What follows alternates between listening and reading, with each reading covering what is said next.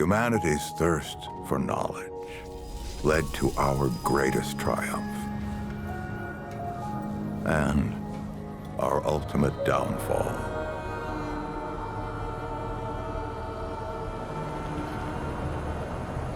We opened the door to worlds beyond our comprehension. But from that door, an unimaginable evil called the Root slipped through and destroyed everything. A couple decades back, we dealt the Root a heavy blow. Bought ourselves some time. We rebuilt as best we could, licked our wounds, and forged a path forward, step by step. But our time is running out. Everything is prey to the Root, and as long as they exist, we will always be hunted.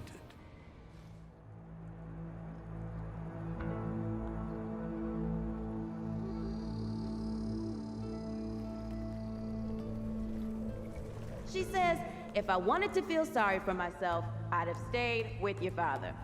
Whew, that is quite a drop. Let me help you down. I've got this.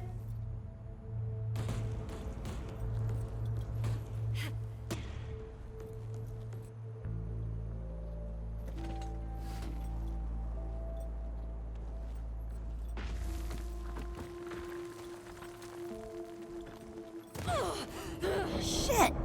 You okay? Move!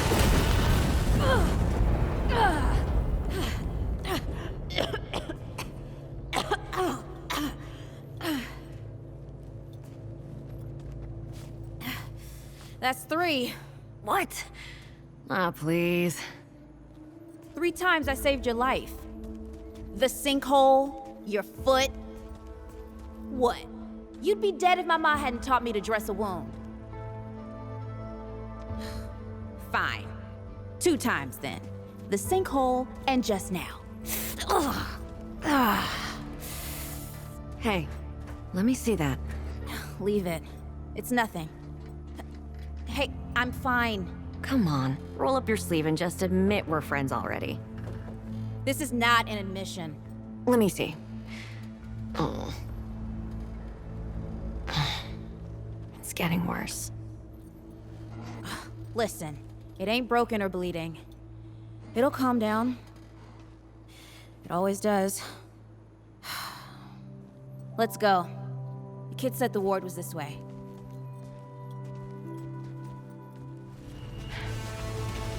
No!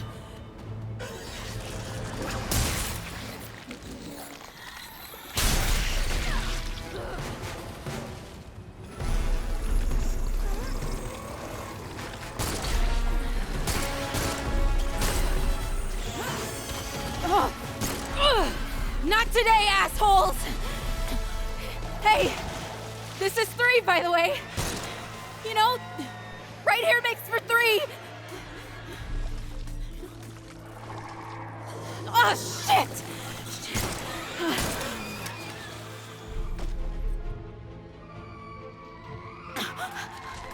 Hey, listen. For what it's worth, you were a good friend. You were a good friend.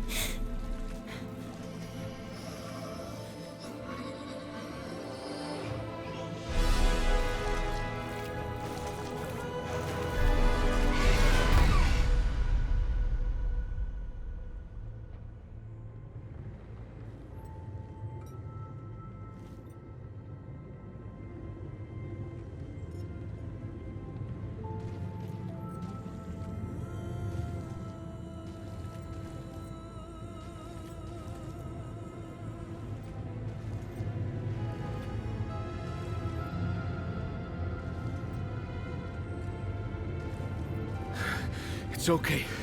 You're safe. Whoa, whoa, hold up. We're friends. We're here to help. Can't hold this forever, Bo!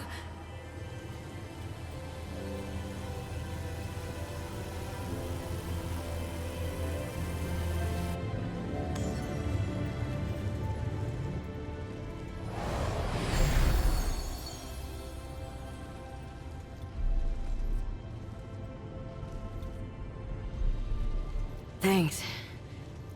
Who are you? Questions later. We gotta get moving. On 3. 1, 2, 3!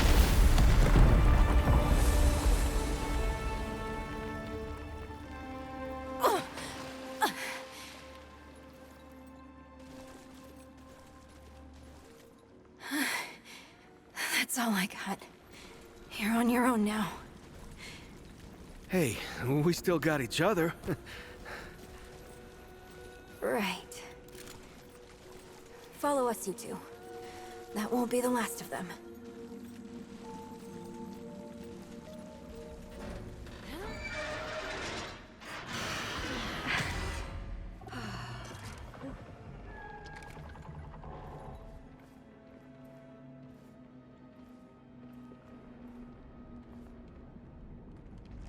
Shh, something's here.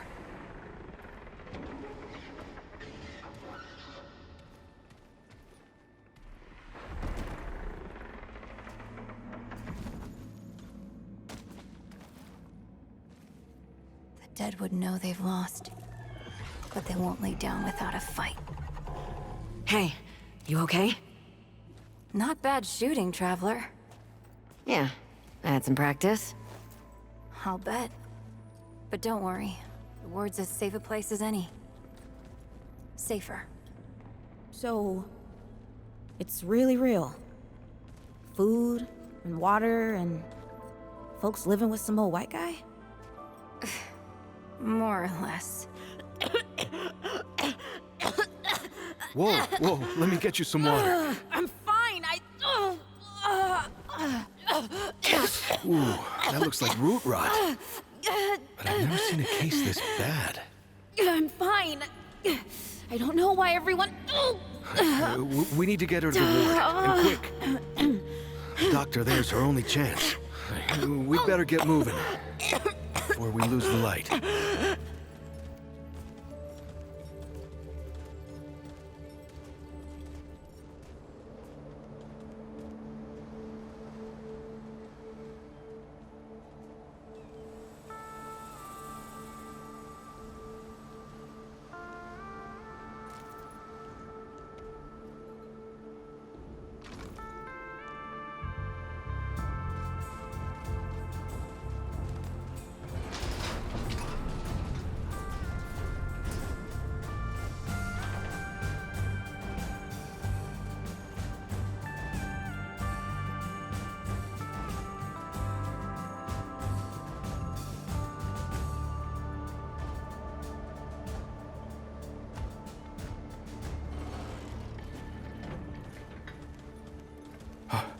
Oh dear.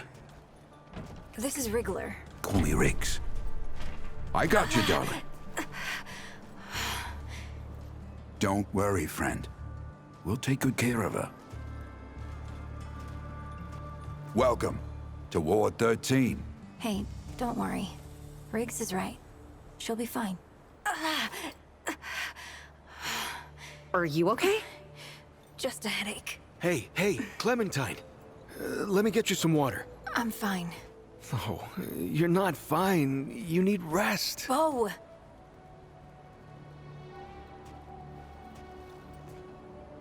He's the ward's mayor. Thinks that puts him in charge of everything and everyone. Listen, I'm gonna check in with Ford, and then I'll get some rest. Okay? I've been through a lot worse, you know.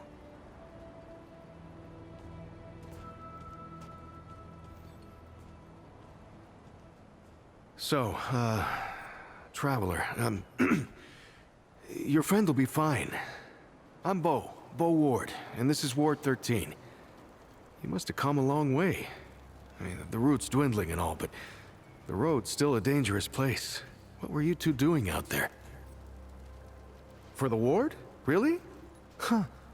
I didn't know anybody knew what we were doing here. We've just, well, we've been cut off from the world for so long that... Well, I'm surprised people know about us outside the gate. Feels kind of nice, actually. Hey, ask around if you need something. Oh, start with Ford. I'm sure he'd like to meet you. Hey, I'm just glad we got to you, you know, when we did. You stirred up quite a deadwood nest. I haven't seen that many in one place for a long time. Oh, that was Wally. He gave us a heads up someone was coming. Then Clementine was the one that found you.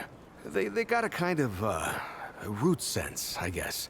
And we figured where there were root gatherings, someone was likely to be in trouble. And there you were. No, that was something else. Clementine, she's amazing, but she carries a lot on her own. I don't know what all she sees, but we worry about her, is all. Incredible, isn't she? No one really understands how she does it, not even her. But the feel in the air after she blasts them like that, it's electric. Like the sun after a storm. She's something special, Traveler. And no small part of how we're as safe as we are. Between me and... Oh, I don't... What? No, it's not. I don't. I mean, I do, but it's not like that.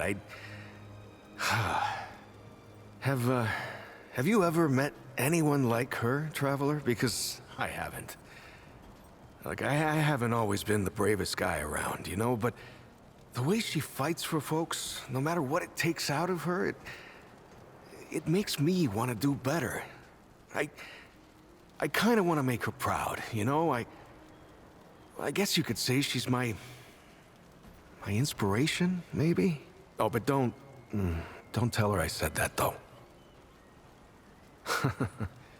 I guess. I used to guard the old ward some 20 years ago. I helped out here and there, you know, but before Commander Ford passed, she and the Founder, they kinda put me in charge. Now, maybe no one else wanted the job, I don't know, but the ward's the only family I've ever known.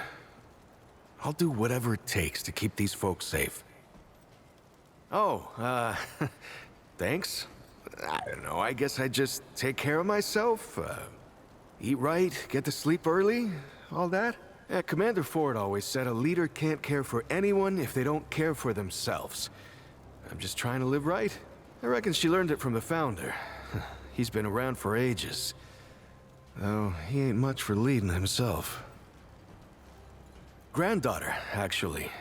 Yeah, the Founder wasn't around as much back in the day, but Commander Ellen was like a mother to me. To all of us from the old ward. It just doesn't seem right. I mean, that she's gone before he is.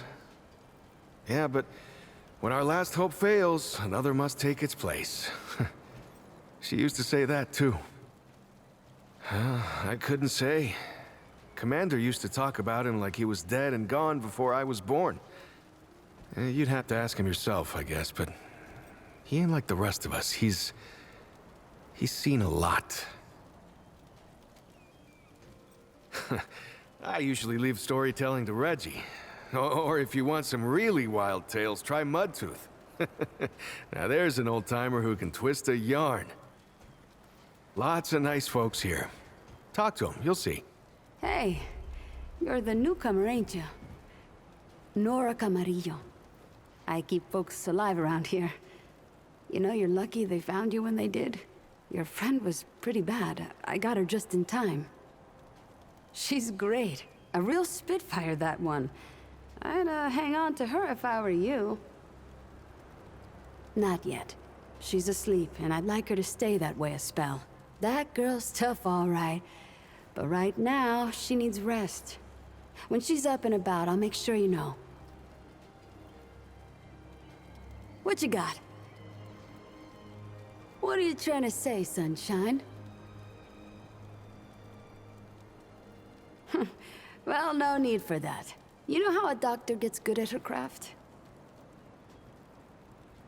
Study gives you head knowledge, a necessary start. But it don't make you good. You learn a thing by doing it over and over again. For me, that means people who need my help. The more people there are suffering, the better I get at healing them. And Sunshine, I'm the best damn doctor for miles. My grandfather, he'd been treating folk his whole life, nearly as long as the root's been around. I started assisting Grandpa when I was 5. Dressing wounds, making meds, cutting at the table, you name it. He helped more people in his long life than you and I have ever even met. But how I helped him most was digging through the old hospitals. Even after a century, there's a hell of a lot to find. All of it useful to someone as clever as Grandpa. Huh, tons.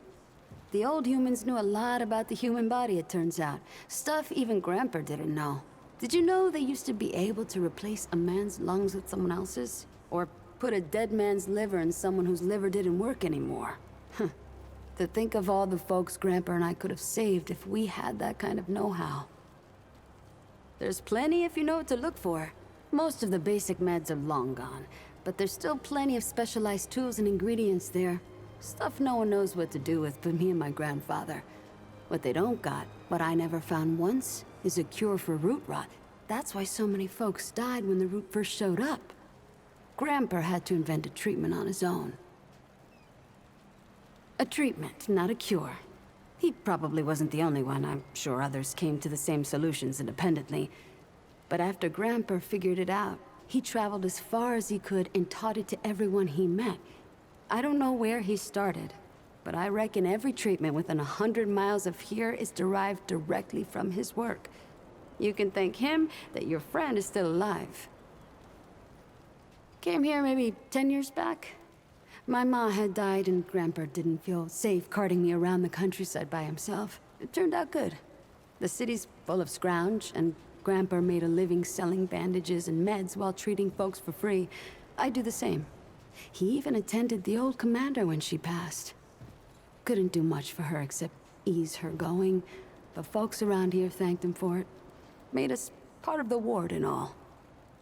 This is not up for discussion, Clementine.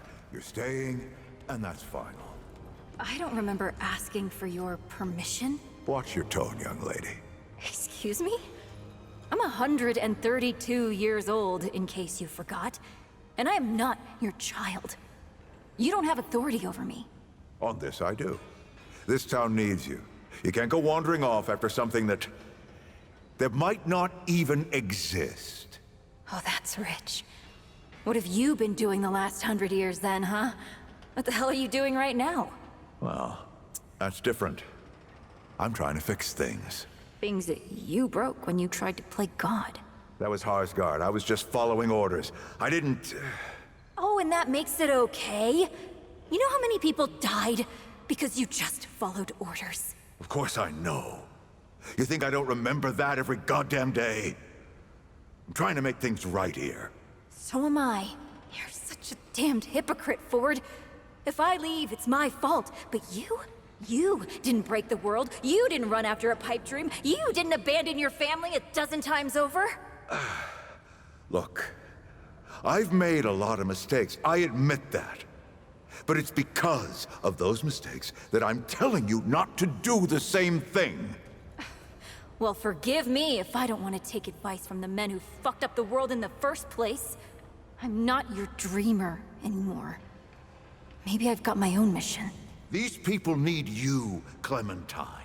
You're too important to just... Every person out there is capable of taking care of themselves.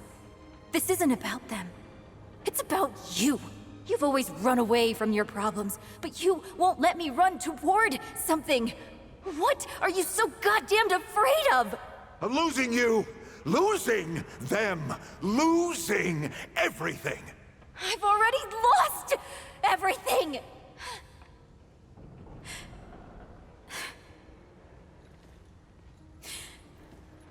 You took it from me. You, Neville, Harsgard. The whole goddamned project. I don't belong here.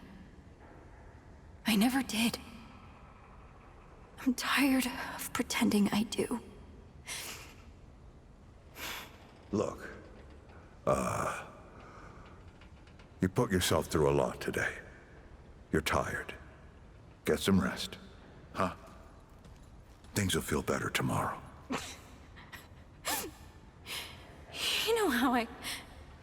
You know I used to look up to you. The way you seemed strong enough to save the world. Except I've already saved it, haven't I? And what have you done?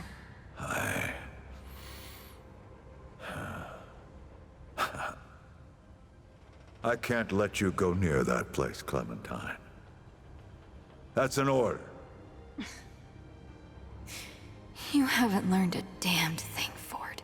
Out of my way. Whoa, what have we here? Ah, the Traveler, of course. Wallace said yes, right on time. Sorry you had to see that. But then again, you've been around. I'm sure you know. Families fight. Andrew Ford. Good to make your acquaintance. In the flesh. I'm sure you've got a lot of questions, and I've got a favor to ask. So let's get to it. You first. That's a longer story than I can indulge right now. Let's keep it to this. You know how some things you drink can make you drunk, and some things you eat can make you sick or sleepy? Well, other things do this. It's a big world out there. Huh. Not my way. And you want to be careful what you wish for, Traveler. Not you precisely, as in name, rank, serial number, but I knew someone was coming. Our young Wallace told me. Wallace? He's a special kid. A lot like somebody I used to know. She had bad dreams too. Dreams about things that hadn't yet come to pass. It's more like he can see really far into the present. Sometimes. Oh, nothing too dangerous. I've got to marshal my resources, and then we'll get into it in earnest. Who, specifically? Arguing's not the same as fighting. Clem and I have known each other longer than anyone else here. That's a lot of water to put under a narrow bridge. Looks can be deceiving. In fact, she's 132 years old. Not quite. Clementine spent a long time away, keeping strange company. Something like that will change you. Compared to who? Vo might be young, but he knows the run of a ward. Learned from the best. He was orphaned, just a kid. Ward 13 sort of adopted him. Ran security when he got old enough. Did a damn good job of it. Only made sense to put him in charge once we started up here. Don't think there's a soul in town has lost as much as Riggs. Don't know how that man gets up out of bed every day. But he does, and we're damn thankful. Huh, want some intel, huh? All right, Traveler. Now that you've shot your shot, here's mine. I need an able young scrapper to help an old man out. Talk to Wally. You'll find him out by the docks. After that, gear up, and then meet me at the ward gate. I'll tell you a story. I see you, Traveler. You're the one Ford's been waiting for, though he doesn't know he's been waiting. He thinks he needs help. It's her who needs it. You know, and you don't. Sorry, I shouldn't say. Things get messier when I tell them. I'm Wallace. Did I say that yet? Probably. The site, you know? Sorry, I probably said that already too. You have a path to walk. You choose the first step here, but your path can change if you wanted to. You're right, of course. Your path is waiting. Tell Brabus and McCabe I sent you. They have what you need. They're the next step on your journey. Well, ain't you a right mutter? Traipsing in here like you own the place. That boy what talks to the root? I don't trust Wally with a hot meal. But I also ain't dumb enough to cross him. I don't reckon he was any more specific. Right. Well, the boy's crazy, but he ain't stupid. And I can see your gear is, lacking, to say the least. If he asks, you tell him I gave you this. No charge. Riggs is gonna talk my ear off if I don't send you over to him next, isn't he? Fine. Go see Riggs, then. Tell him he can do whatever the hell he wants. Oh, friend. Glad to see you're all right. What can I do for you? Riggs. And no worries. There was a time when helping each other survive was all we had left. Around here, we don't forget those days if we can help it. Your friend's gonna be all right, by the way. I've seen weaker pull out of worse. What were you doing out there, if you don't mind me asking? Really? What'd you hear exactly? Founder Ford's tales travel far and wide, don't they? Fair warning, you can't believe half of them. But half of impossible is still a sight, eh? I don't suppose he was more particular about why. Ha, yeah, that sounds like Brabus. Right. Well, I've got a pretty focused skill set. I reckon I know what he means. Come to me if you ever need to upgrade your equipment. I swear to God and my mother. Did Bo send you over here, or did you stumble your way over here yourself? Shit. You're serious, aren't you? Alright, so what the hell is this journey? Damn right it sounds crazy, but that's how I know you ain't lying. Only Wally would do that to a person. Fine. Well, the only reason anyone bothers me is because I'm good with a hammer. So either I can modify your weapons, or we can find a more creative use for it. Tell you what, I heard you picked up something strange on your little jaunt earlier. Maybe I could do something with it. That ought to help with whatever journey he saw you on. Just tell Wally to be more specific next time, yeah? So we're done here, right? Or do I need the hammer again? Let me save you some time so you don't keep nattering on. We used to live in that building over there. Then a stranger came. We called them the Wanderer. You might have noticed everyone gets a handle here. Anyway, they show up and stop the route. Now, we live in these buildings here. That clear it up for you? And me? I keep it real simple. Less to worry about that way. Look, it's not personal. I just don't like being distracted. I get into a zone, you know? Pisses me off when people come by and interrupt my me time. But I'll tell you what. You're clearly not the average stray that shows up here. So I'll make you a deal. You find anything interesting out there, bring it back to me and I'll see if I can use it to mod your weapons. Okay? I am already regretting all of this.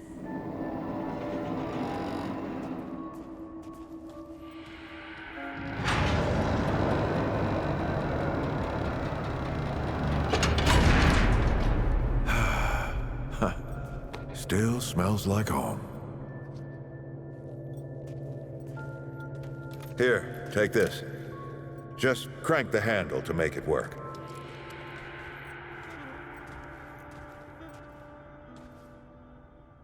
This used to be a research facility, cutting edge. We did things down here nobody dreamed of. Not before nor since. Yet, for all our manpower, we didn't know what the stones really were. Until it was too late. The stones? The World Stones. Giant red crystals that let us see into other worlds. Even travel to them. So, what? We just hide the stones away and hope the Soviets hadn't found their own? No. We had to know everything there was to know about them. It was a matter of national security. Of pride. So, yeah. We opened the door and walked through. But something was waiting on the other side. It didn't happen right away. Hell, the inhabitants of the worlds we traveled to couldn't follow us. We thought we were safe. But yeah, the root found a way. After that, well, we all know what happened after that. Is that the... The World Stone. Yes. Or part of it, anyway. Every shard's as useful as the whole. We shut it down after Harsgard died. Like I told Ellen at the time. The damn thing's more dangerous than useful. Huh. Of course not. Never mind. Now, let's see if that worked. Work to do what, exactly?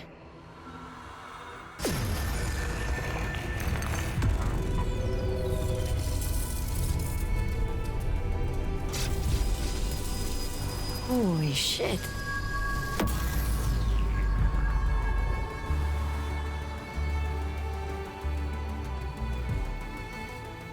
So many years.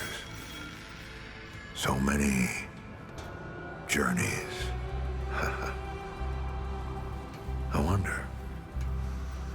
I wonder, did the Andrew Ford who first touched this crystal, did he ever come back? Go back. Tell Bo to bury this place. Not just lock it away, but get some explosives and bury it in a tomb of concrete. More dangerous than useful, traveler. Remember that. Ford? Ford? Ford! Oh, man. Bo is gonna be pissed. That bastard did it. He actually woke it up. Clementine? Hey. Did he tell you how to use it? Do I even want to? System failure is imminent. The core has been compromised. The utility is required. Commencing acquisition. Ah! Help! Clementine! Don't let go! I'm slipping! Don't let it take me! Go! Son of a... Clementine! Shit! Oh, shit. Oh, shit, shit. Oh, no, don't do it. Don't you do it. No, this is so stupid.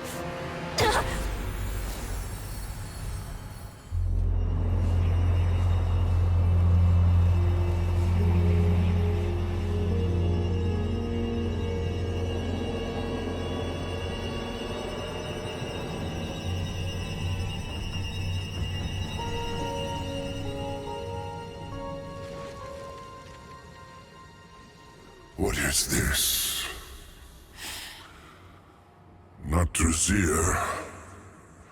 Some work of that damn custodian. No. Something else. A sentient thing. We bled ourselves in search of you.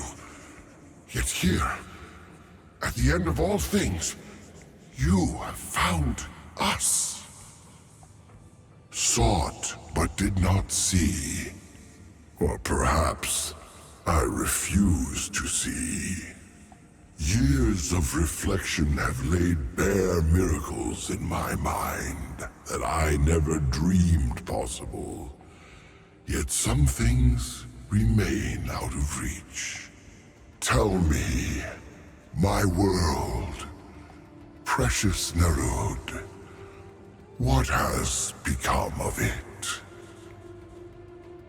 And yet you commune with me now through the speaker's pulpit.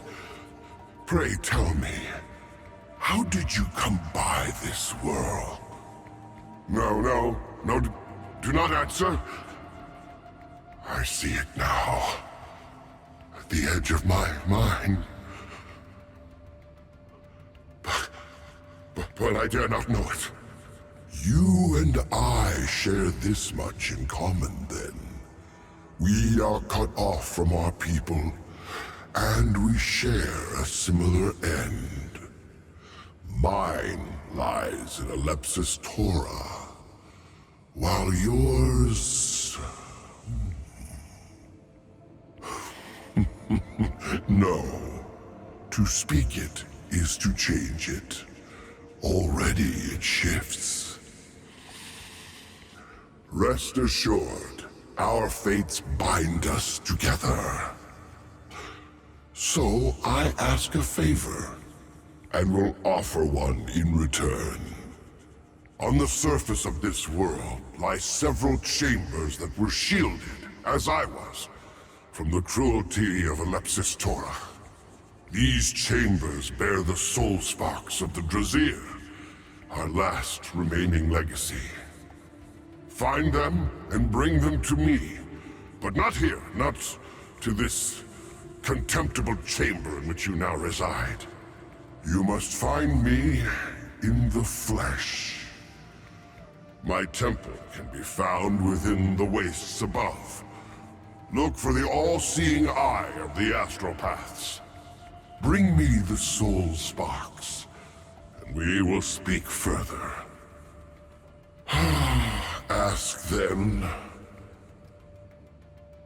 You have seen what remains of my world. Nothing lives save you and I. You will not find what you seek here. Pride. We scrape the heavens for answers, as if it owed us an explanation. In our thirst for answers, we doomed ourselves. Alepsis Torah consumed us, and spat out the remains. On its surface, Alepsis Torah is a supermassive black hole, but it is so much more than that. It does not behave like any black hole ever known, and we know, for we have cataloged millions. There is an order to Alepsis Torah. Direction. Purpose. Enough! You must seek the soul sparks. Nothing else matters. Too much time has passed, and the fate of Nerud draws ever closer. How unexpected. Nerud spent eons searching for life, yet now of all times you come to Nerud on your own. I have much I wish to know, but there is a more pressing task at hand. I need your help. I am the custodian, placed by the Drazir to manage and care for Nerud. One task yet remains to me, but an obstacle stands in my way. I believe you may be the solution to this obstacle. The obstacle is known as RATHA. He possesses knowledge that I require in order to save Nerud and what remains of the Drazir. Against all reason, he opposes what I am trying to do. I cannot act without him, but I must act. I need you to find him, extract his echo, and return it to me. Unfortunately, there is only one way. You will have to dispose of RATHA. There is no other way. He has chosen his life above all others, forcing me to make a difficult decision. Unfortunately, I cannot reach him. Only you can. To save Nerud, you will have to end his life and take the echo of his mind. Perhaps, but extreme measures are all that remain. I have spent centuries pursuing another recourse. This is the only path I have left. RATHA keeps himself locked within his chamber. The only thing he has is his ambit ember. It is what keeps him alive. This, then, will aid you. It is poisoned. Not strong enough to finish the task, but it should weaken him enough to make it easier. He only needs to consume it. I will answer as best I can. You are the first and only of your kind I have encountered. If there are others like you, I have no knowledge of them. This is Nerud, the home and stellar conveyance of the once great Drazir. It was created to find other life in the universe. Unfortunately, it found none. Until you came, of course. Our journey brought us here, to Alepsis Torah. The Drazir studied the phenomenon for many, many years. Within it, they found the secrets of creation itself. Naturally, the Drazir wished to enter the phenomenon, to meet their creator, as it were. Sadly, that turned out to be more dangerous than was calculated. That is a tragic story, I am afraid. But I will oblige. The Drazir wanted to enter Alepsis Torah. It was the only way that remained for them to acquire the knowledge they needed. They did not do so blindly. They knew the risks, but all calculations showed success as a strong likelihood. What actually happened to the Drazir was unexpected. Before Nerud entered, the stars still burned. But time moved slowly within Alepsis Torah. Only a century passed for Nerud. Outside, the universe died its long, slow death. Survival was the statistically likely outcome for all. What happened to the Drazir was an anomaly. A few made shelter in a chamber of Talratha's design. He did not agree with the decision to enter Alepsis Torah, and so he made preparations against it. That proved prudent. I do not know what happened to the others that were with him. I can only assume they are dead. Talratha alone remains, against all odds to the contrary. To navigate the ship, I already have access to Nerud's core, but I need the proper information in order to jump the ship safely to its destination. Into Alepsis Torah. It is the only course of action that remains. If I jump into Alepsis Torah without the proper navigational data, Nerud will certainly perish. If I do not jump, Nerud will ultimately perish anyway. There is only one plausible solution. It is a supermassive black hole unlike anything else we have encountered. It may seem counterintuitive, but my calculations are without error. This is the only logical course of action, and the only way to save the Drazir. There is no need for worry. Nerud has entered Alepsis Torah once before and survived. It is the Drazir that needs saving. Put simply, yes, but it is quite a bit more complicated than that. I cannot save the Drazir without Talratha's aid, but he will not help me. Talratha is what is known as an astropath. They have been trained to perceive the stellar currents, allowing them to chart impossibly complex paths extemporaneously. Even the most powerful machine cannot perform the calculations necessary. It is much more than information I need. It is Talratha's very essence. There is no other possibility.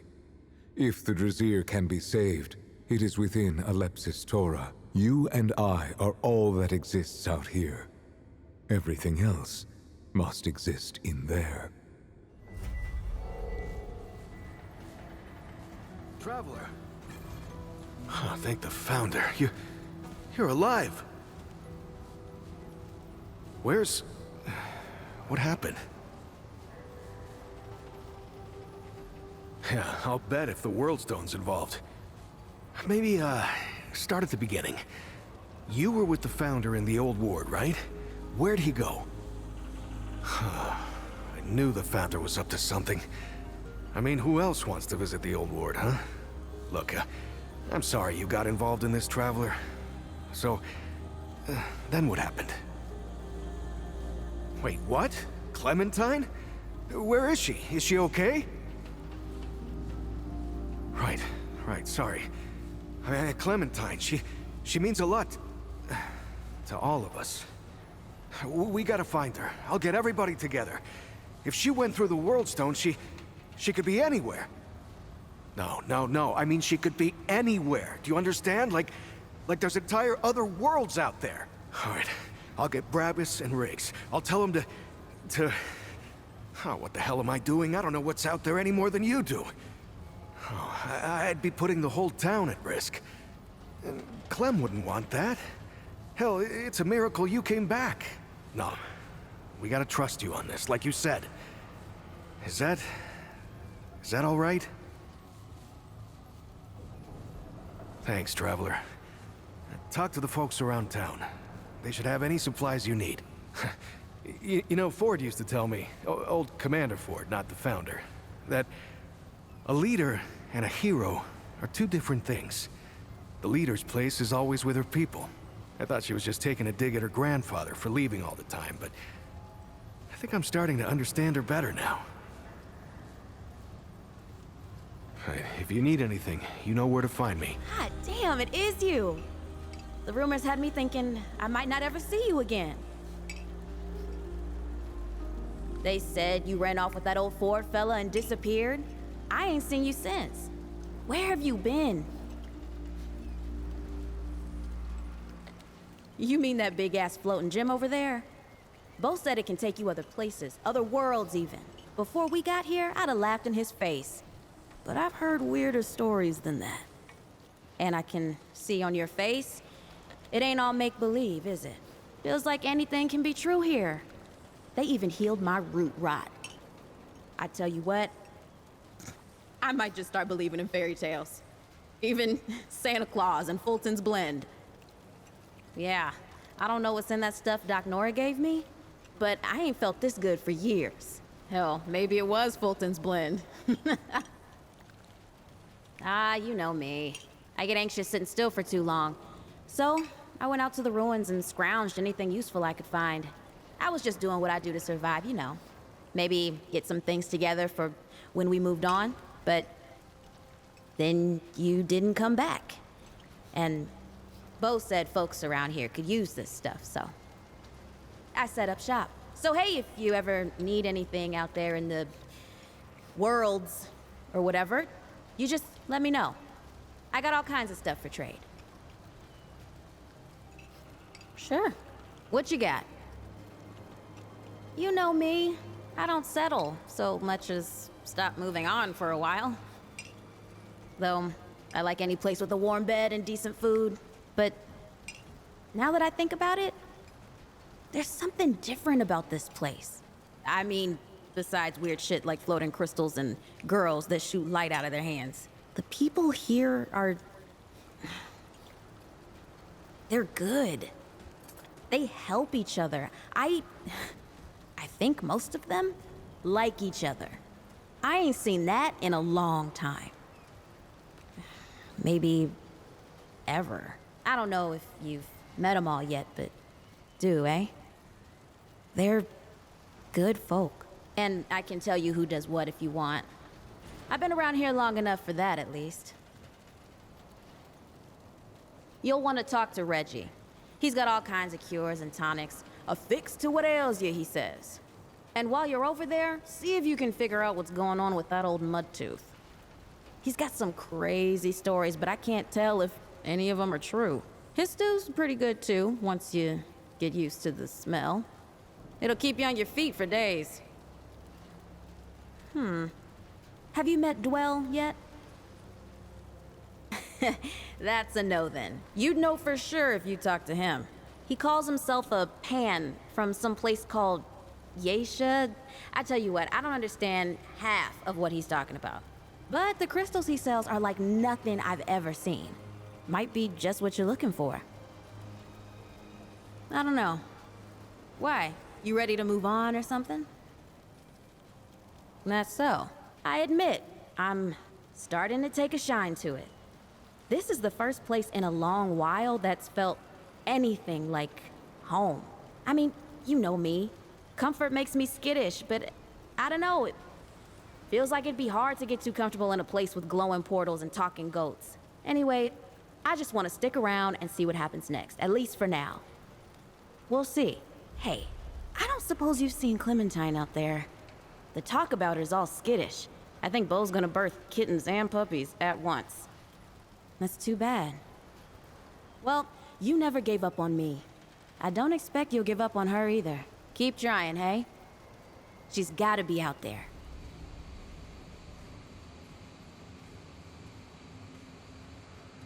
The soul sparks. Give them to me. Lifetimes have I waited. Now I can rest knowing that everything left of my people is preserved for eternity. I have created an ark to preserve what is left of the Drazier. Though all of Nerud will cease, my ark will endure, and these sparks will join the consciousness of the countless others within.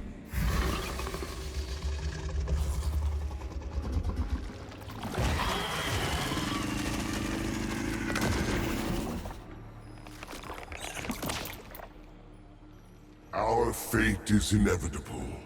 The Custodian will return Nerud to Alepsis Tora. It will not emerge a second time. All that remains is yourself. Tell me, do you believe in free will? Perhaps. Not so the Drazier. I once believed in free will. The Ambit Ember has since shown me the fate of all things. For the Drazier, free will was an illusion. All of our achievements pointed us here, to Alepsis Tora. Our every action since was inevitable. Yet I did not foresee you. Or perhaps I chose not to. I would invite you to the Ark, small one. You will be a welcome addition to eternity. Immortality. Becoming part of something greater. Will you join us? Excellent and inevitable.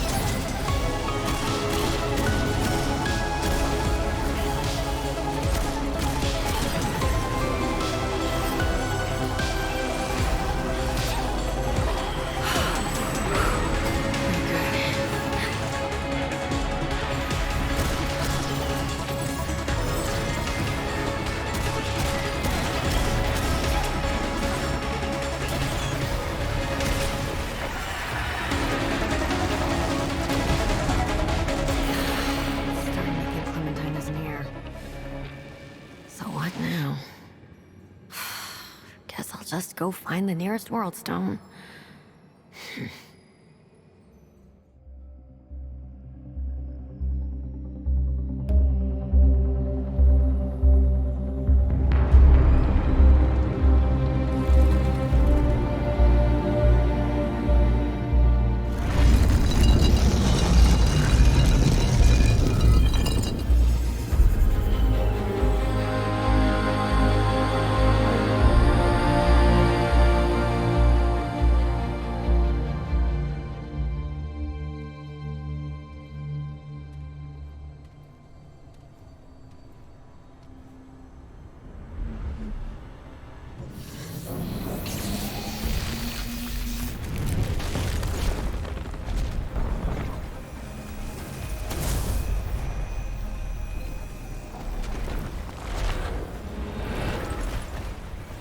Wait! Stop!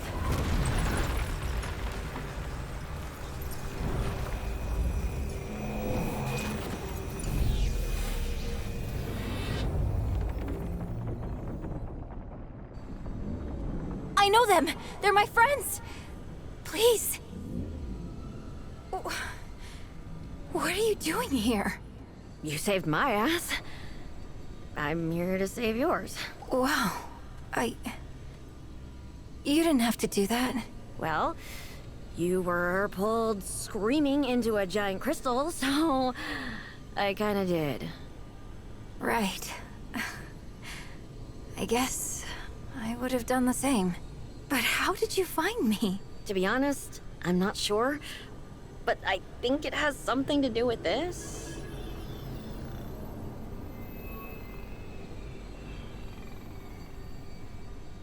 They risked their life to find me.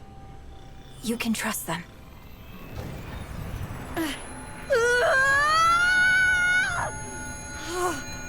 Anomaly. What are you? The Keeper. The keeper of what? The realm in which you now reside. All realms. All my mandate to protect. What is it talking about? This is the Labyrinth.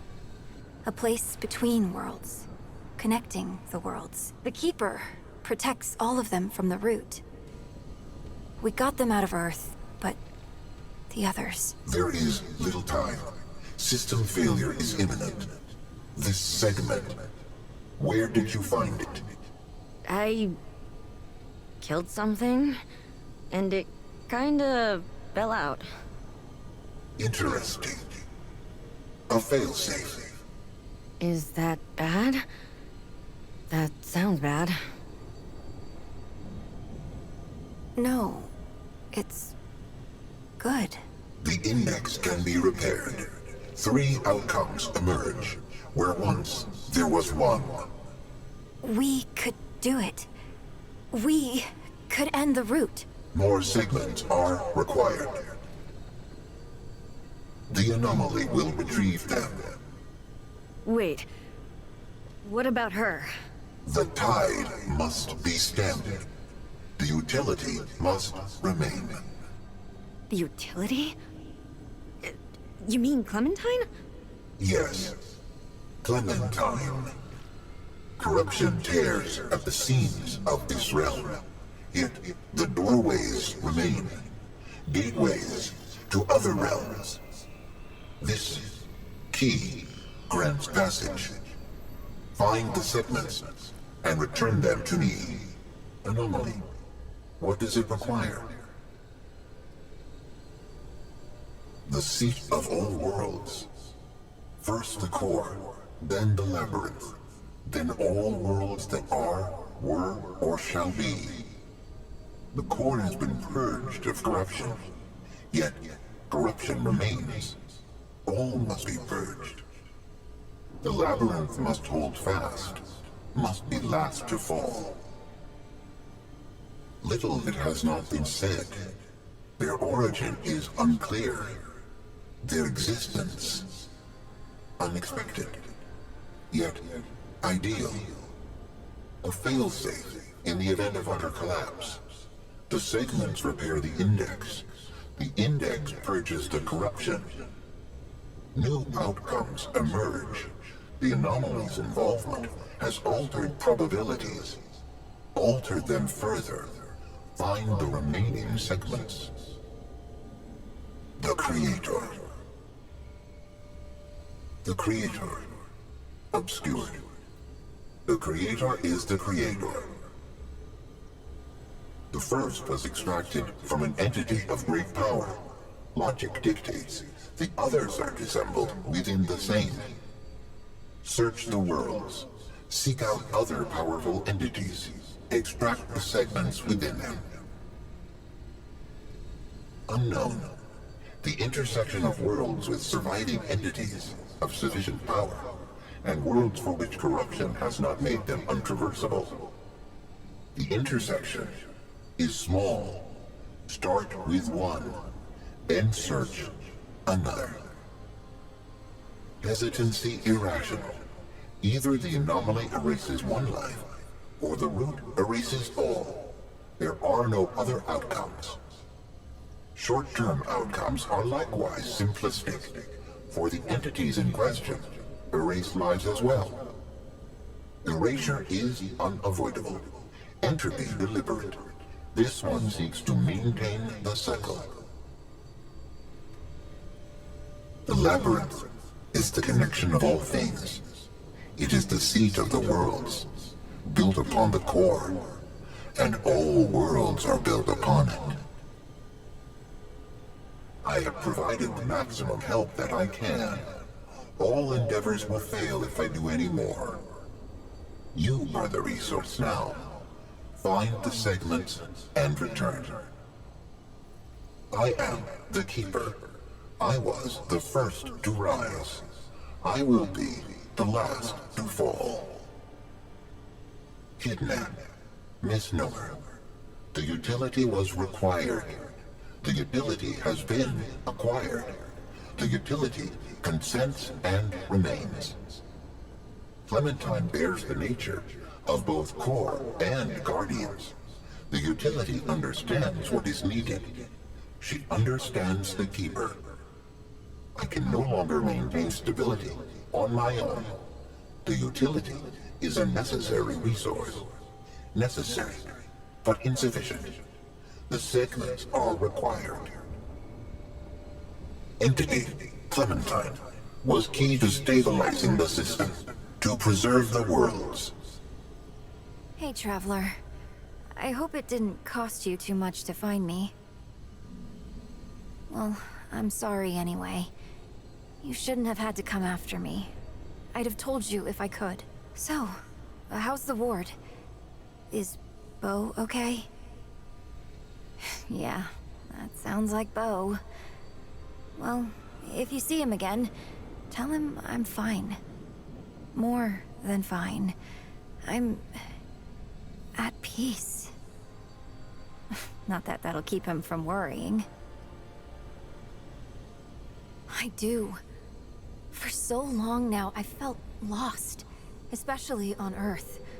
I felt like I was living someone else's life. I joined the Dreamer program with the promise of making a difference. A chance to do something that mattered. I thought I'd found it on Resum, but it didn't last. It wasn't real. But these powers, everything that's happened to me, it's all been leading me here. This is where I'm meant to be. This is where I'm needed. No. I mean, maybe? I don't know. It's complicated. There was a time I thought the ward would never be home again. It still isn't. Though, that doesn't mean it won't ever be. But I'm needed here now. That's all I know. That's all I need to know. I can't go back, Traveler. Not right now. No. Not that I've bothered to look. That old man's got his own journey. Same as me. Nothing that'll make sense, probably. The labyrinth isn't what it looks like. But it also is? Let me try again. Most of this place is like thought and energy. There's so much more to it than what your senses see. I only know that because of my bond with the Keeper. I mostly feel the labyrinth, like a heartbeat, or sunlight. And like both of those things, it's connected to everything. Yeah, sorry. I don't really understand it all myself. I'm not even sure I can. Try asking the Keeper about it. Their answers might not make much more sense than mine, but at least they know what they're talking about. Yeah. Good luck, Traveler. And hey, if you see the ward again, tell Bo... Tell everyone that I'm okay. They don't need to worry about me. The what? That doesn't sound okay. Do you have any idea what's out there? This is the World Stone we're talking about. Oh, we've got to get a rescue party together. We have to make sure she gets back safe. Happy? She said that? She's really happy there?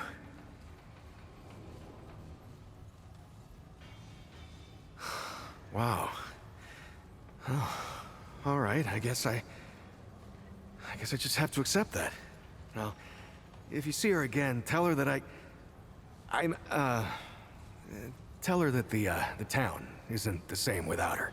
So, welcome back then, I guess. Anything I can help you with?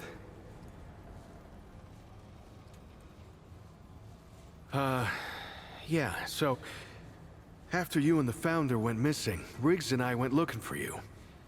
Found the stone floating and glowing like the old days. And I had a hunch what happened. You know, not my first experience with this thing, you know? I wanted it out here this time, so we could help anyone who came through right away.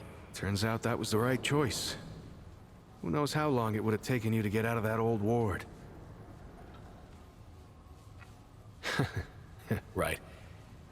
So, a long time ago, when the Root were still everywhere, I helped the Wanderer get to the oldest ward somewhere out past the...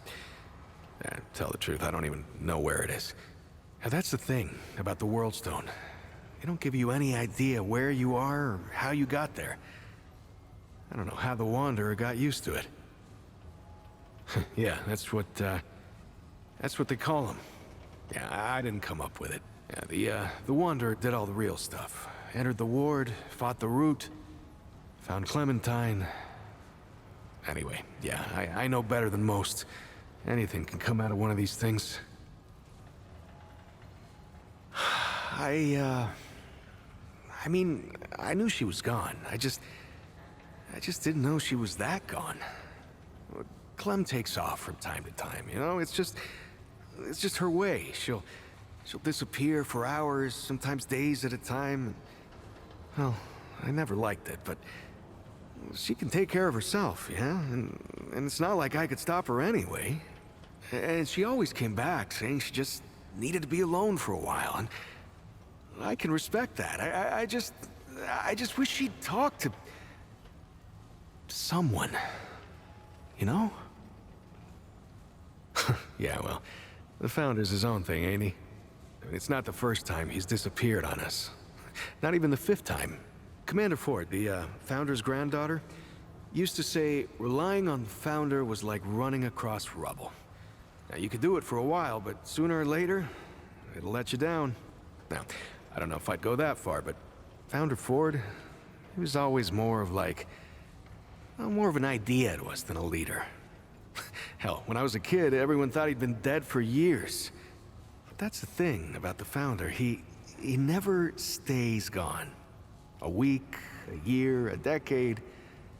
Somehow, he always finds his way back here. Don't suppose you've seen Clementine yet, have you? Wait, for real? Folks around here have been worried sick about her. Well, don't just stand there gawking. Where is she? What? You sound like you've been drinking too much of Mudtooth's tonic. You know that, right? All right, well, is she coming back?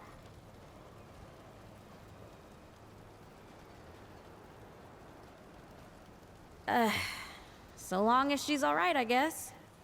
I mean, I barely knew her. But she seemed like she could make her own choices just fine. So now that you found her, does that mean you're here to stay?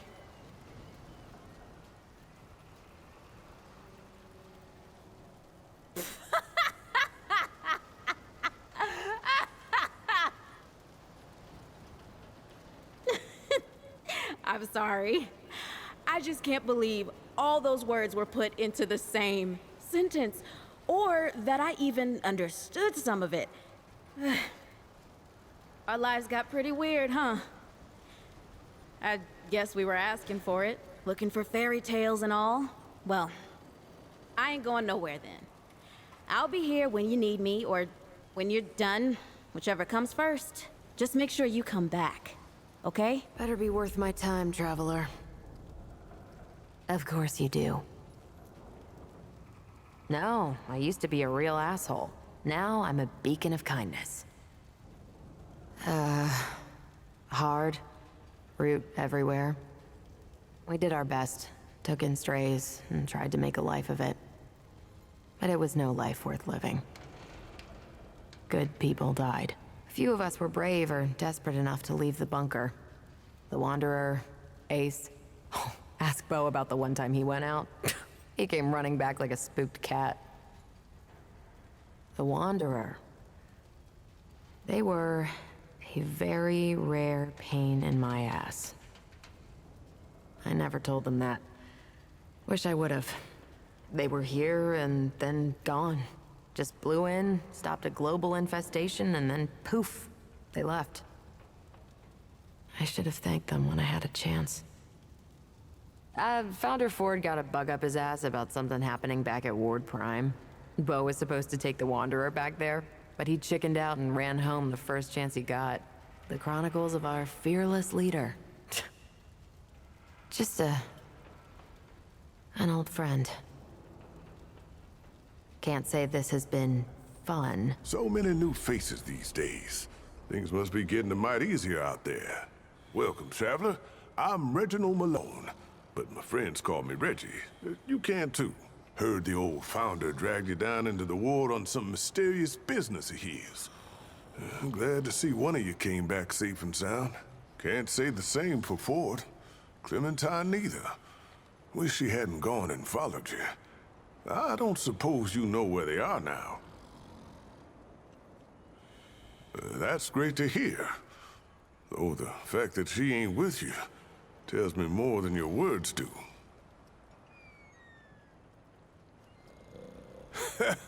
I have been known to tell a story or two, though old Mudtooth does give me a run for my money. Or did you mean that I collect the stories? 'Cause I do that too, and I'd love to hear your tale, traveler.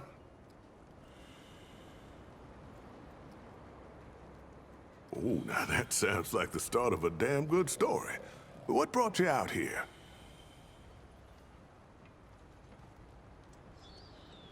Damn. It's a common enough tale. But I hope you know I'm genuinely sorry for your loss. Everyone here can identify, but I know that don't necessarily make it easier. All we can do is shelter the joy wherever we find it, every day. How about your friend? How'd you meet her? So you, owe her a debt? Or maybe you paid it off by getting her here. Hey, what do I know? I tell you what, though, ain't no logic keeping tabs with people's lives. We look out for each other because we're human, yeah? It's the only way that makes sense to me. The only thing that makes humanity worth being around. Speaking of your friend, I heard she came in with a nasty case of root rot. What happened to you two out there? Son of a gun. Those sneaky bastards just don't know when to quit. And I'm real sorry to hear that, traveler. It must have been one hell of an experience.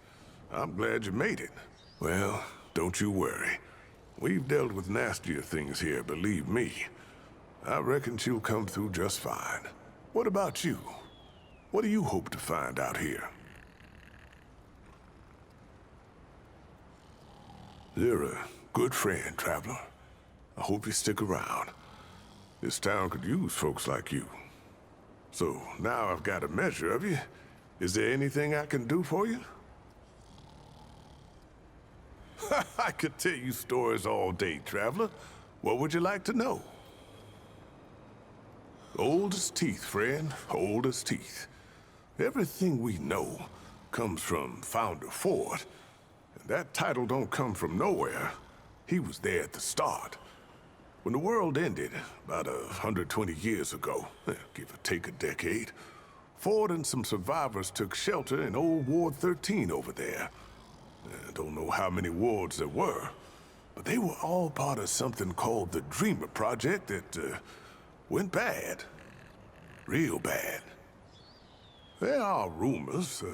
Some say he made a deal with the Root, and that's why he's so hell-bent on stopping them.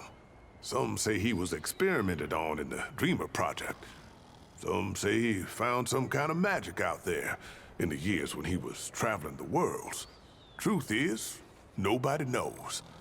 Maybe not even Ford himself.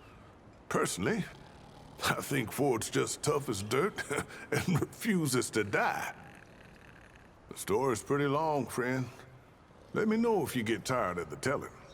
After the world fell, see, Founder Ford carried the whole burden of what happened on his shoulders. Tell the truth, I don't think he ever put that burden down. But let's see, where were we? Ah, yes. Founder Ford carried a heavy burden in those earlier days. Probably still does. But what could he do? At first, nothing.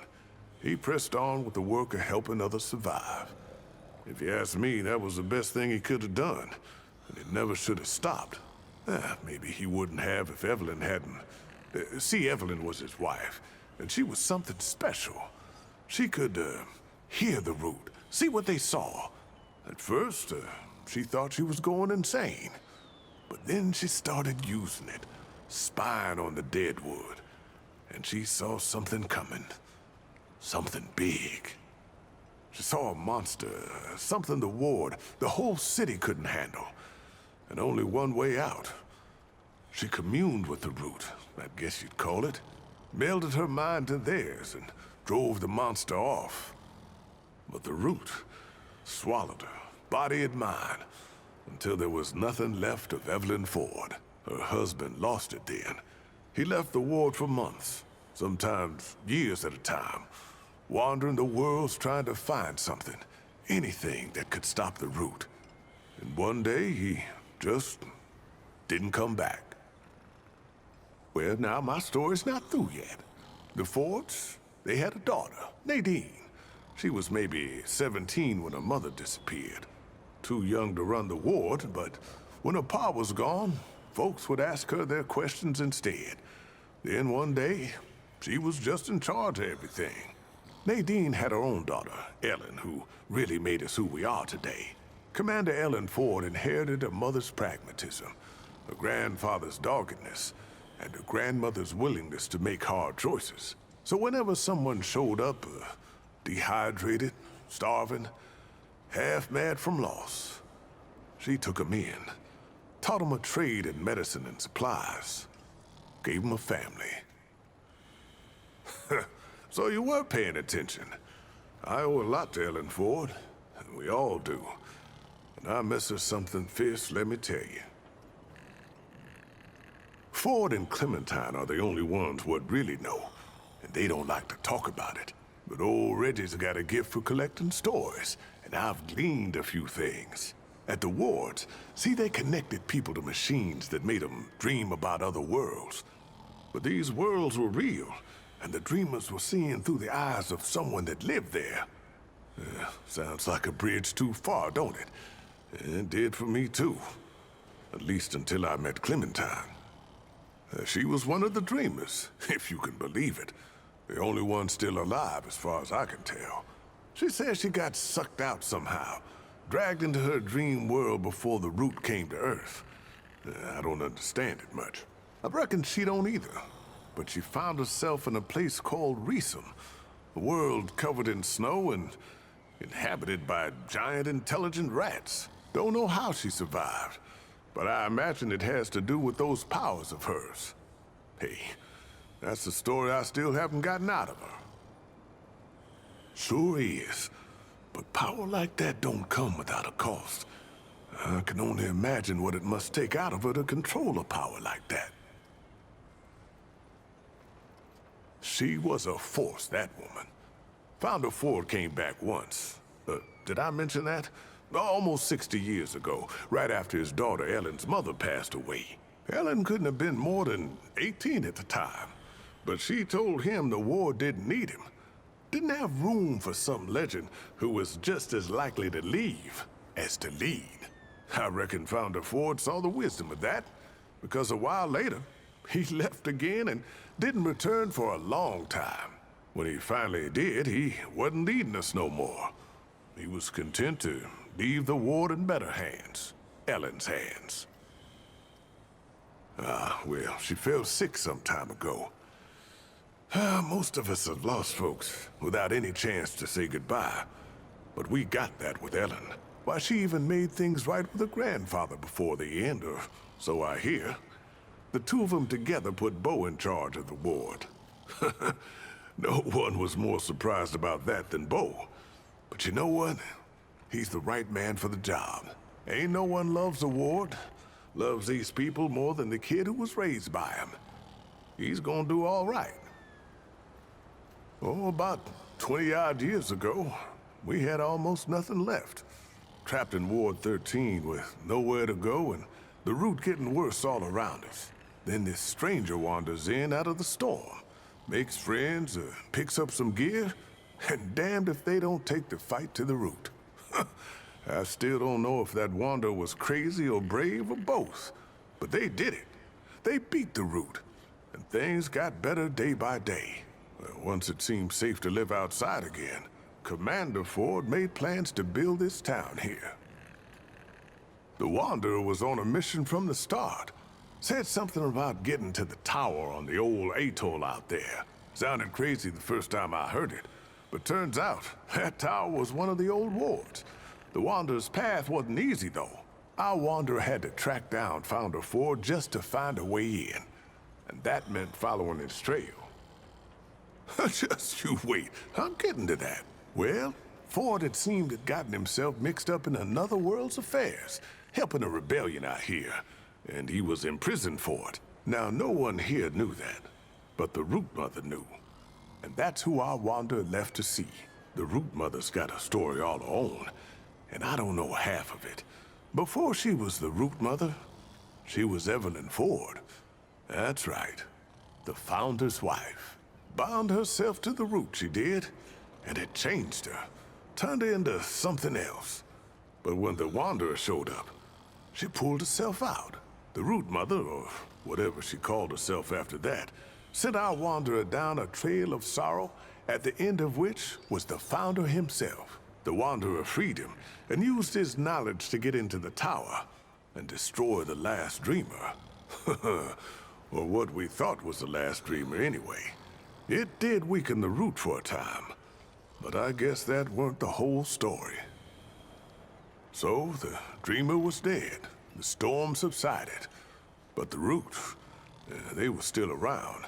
Then Founder Ford tells us about the oldest ward, the first one, where the Dreamer project began. He hoped there might be some clue there as to why the Deadwood was still coming to our world. So our Wanderer goes a-hunting. Oh, they found more than even old Ford bargained for. You ain't wrong. Place was full of doors, and I'm not talking about the quiet humankind. One of these doors led to the world of Reesum, where the Wanderer found Clementine. Clementine opened a door what nobody else could have opened. And inside? I hate to admit it, but I don't know what they found inside. All I know is the root stopped coming when the Wanderer and Clementine were through. They'd done it. Saved the whole damn world. Just making sense of things. Stories make us who we are. If we don't share them, don't learn from them, we're just bouncing around in the dark.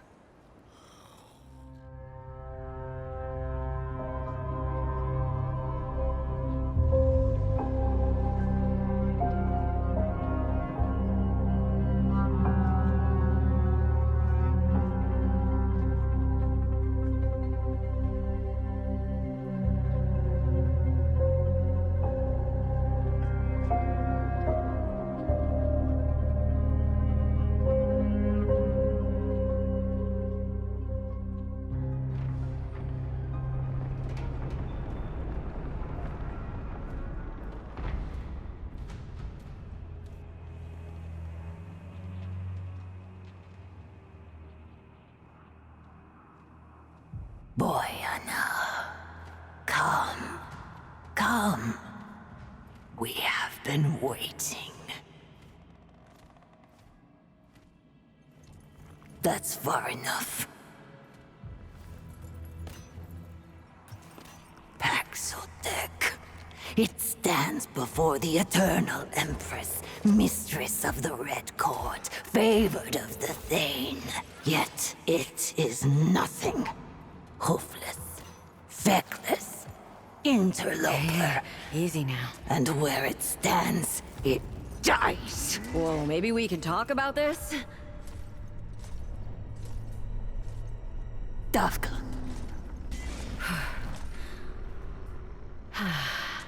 It seems it shall live.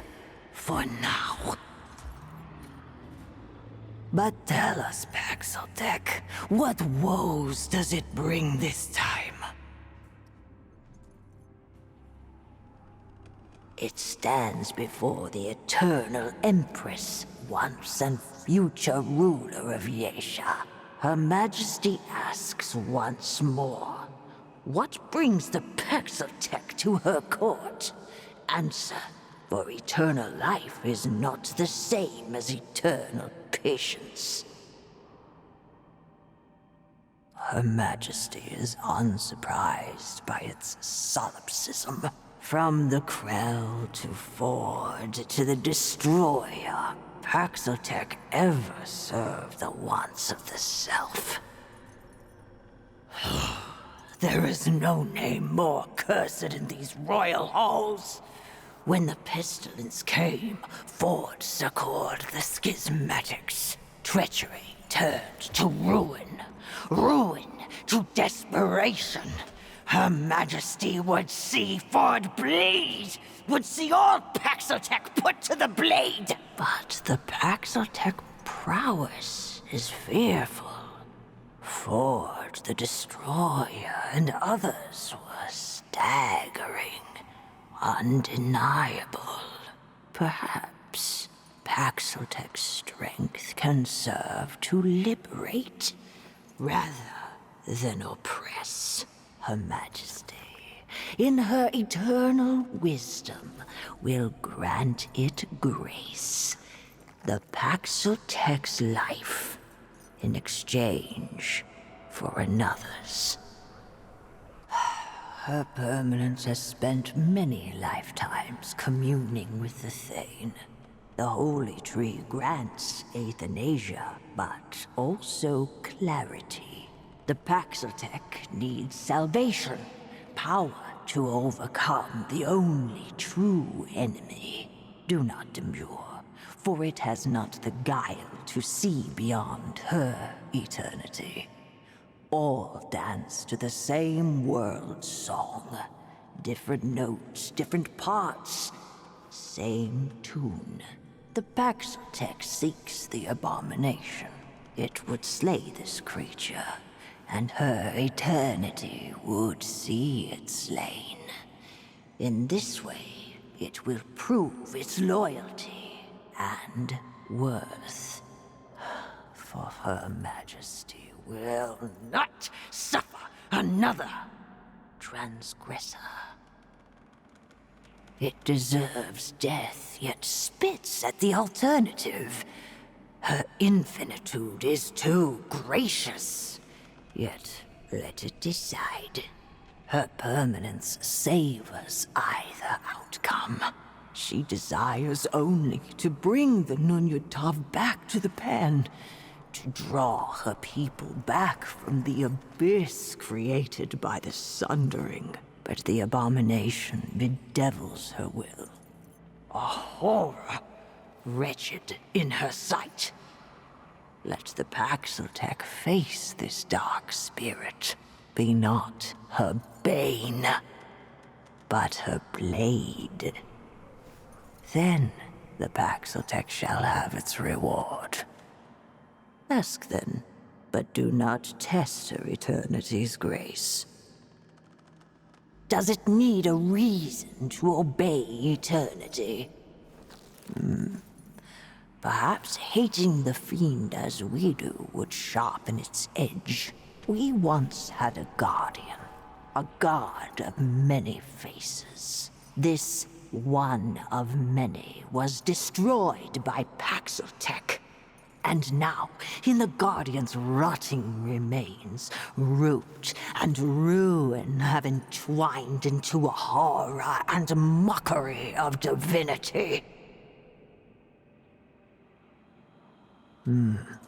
Just so. Peace and greatness, Paxotech. Nunyut Tav will once again return to the Eternal Court, bringing immortality to the deserved. And the Deathless One will put her hoof through the black heart of the root. The Nunyut Tav is a sacrament due the exalted. It is not for the lips of even the common Pan, let alone the unworthy Paxotech. Her permanence will not speak of this again. When the Dark Spirit wormed its decay into our god, the husk of the blessed Thane grew malign. The eternal ziggurat was torn asunder. Our world now hangs by its tendrils, and our future by a strand of hope thinner still. A mortal concept. Vengeance is for those whose lives are too short to see beyond it. Her eternity's vision spans the totality of time. Vengeance is too petty a word. The foolish Kuri could sooner comprehend the desires of the sun than the Paxotech could grasp the powers of her permanence. It speaks above its station. We do not explain ourselves to Paxotech. If it asks again, her answer shall be written in steel. The path to desire is neither easy nor safe. Go forth, Blade. Cut away the rot that plagues this world. Prove there is one Paxotech that is more useful living than dead. Paxotech? Those foreign to the Pan have not been seen upon YAESHA for long and long. The pestilence takes me. Or is it now simply part of what I am? It has been so long. The difference hardly matters. But the Paxotech, how comes it here, to YAESHA? What manner of power it has that it sees whole worlds as mere neighbors. It is no wonder the Empress fears all Paxotech. I am Bedel of the Vaunt. When this world was young, the Pan did service to the green and growing things. Now, the Pan betrays the world. And the world, the wolf, betrays the Pan. The Ravager, plague of the Pan and defiler of the Doe. The wolf hunts all, yet is itself unhunted. To the shame of all Pan. Once part of the balance, the immortal Ravager has cast aside this world and pledged fealty to the pestilence that would destroy all worlds. And the Red Doe, that which held the Ravager in check for long and long, has not been seen in an age. If it seeks to save its own life and world, the Paxotech must hunt the Ravager and end it. The beast is not alone. The Lamir have given themselves to it in service. Once servants of the Eternal Empress, many Lamir have been seduced by the Ravager's blood-soaked tongue, and thus betrayed the Pan. Beware, Paxotech. They will fight until the beast's final breath. I can assure the Paxotech it will be nothing of the sort. Ask it questions. I offer what truth I have. The beast is a part of YAESHA. Wolf and doe, doom and hope, were already here when the ban crossed the darkness. The Vaughn saw both in a vision, but alas, my ancestors hid the former. At the height of our empire, the Ravager attacked and nearly destroyed the ban. It was only through the Song of Fear that we were able to quiet the beast. Would that we had slaughtered it then, but the Lamirs stayed our hand in the interest of the balance. Where the Vaughn lived in service of the guardian that gives life, the Lamir served to inter the dead. It was they that saw two sides to everything. The Lamir asserted that a healthy forest holds both flowers and fangs, hope and doom, life and death. If we destroyed one without thought, we would ultimately destroy all. So, the Ravager was spared, kept at peace by song and strain for long and long, until it came. No, not Ford, nor the Destroyer, nor the Paxotech before me. Though it destroyed, nonetheless. With the Ravager's peace broken, the unliving pestilence took its place. All things became corrupted, and I became this. Yes, the root, as the Paxotech puts it, have broken the balance. It is their purpose, for they are the end of balance, the end of all things. Now, to save itself, the Ravager serves the pestilence as faithfully as the Lamir served the wolf. The balance is undone. Only the death of the Ravager and the restoration of the doe can renew it. I know this in my bones. A spirit worthy of praise. A blessed portent of hope. The doe is life and protection. Archetypal grace to confront the Ravager's hunger. For an epoch and more, the doe has led her counterpart on a chase eternal. Alas, no more. For long and long, doe and wolf have been embattled, neither emerging the victor, for neither can. The one may gore and the other gnash. Neither will kill the other. Yet those foreign to YAESHA, those not bound to the balance, are under no strictures. Paxotech ended the wolf. Pestilence gave it new life. Just so. And the wolf has sworn servitude in exchange. For the Ravager loves nothing more than its own life. The balance has been shattered, and the future is uncertain. If the wolf can die, the doe may as well. And the pestilence holds no compunctions for consequences. The children of the doe believe the balance was ever a lie. That the Ravager should have died at the first, and the doe must be reborn.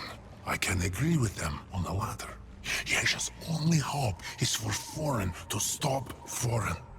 Paxotech must face the pestilence and all who would side with it. The children of the Red Doe are innocence and naivete. They believe the balance was broken when the Empress first ate the fruit of life. If the balance was ever real to begin with. They're idealistic, unreasonable, foolhardy. And yet, when I look at what our ways have wrought, and how faithfully the children follow the doe,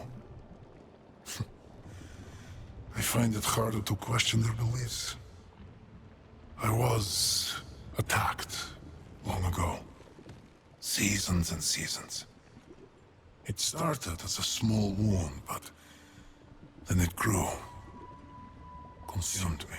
Now, there is more of the plague than the ban. In truth, I know not why I still live, if living this truly be. Perhaps the pestilence wants something from me, from this body, and I live only because I fight. It is a fight I will lose. This is certain. The pestilence grows inside me. Even now, as we converse, it cannot be outlasted. Blade and spear, shield and stone. To arms! They come!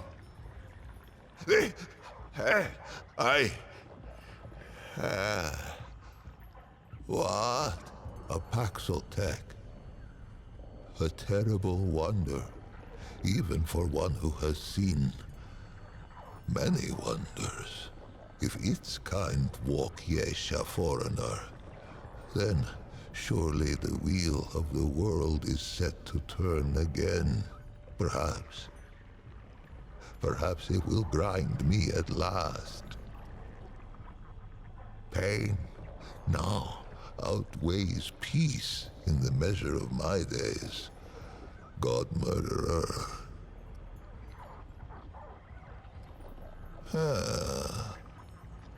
Know it nothing of the hoofless who have voyaged before it?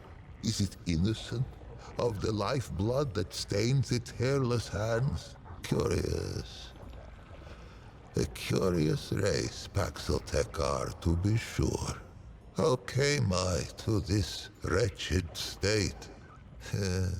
Its eyes reached the question, before its tongue left home or hearth.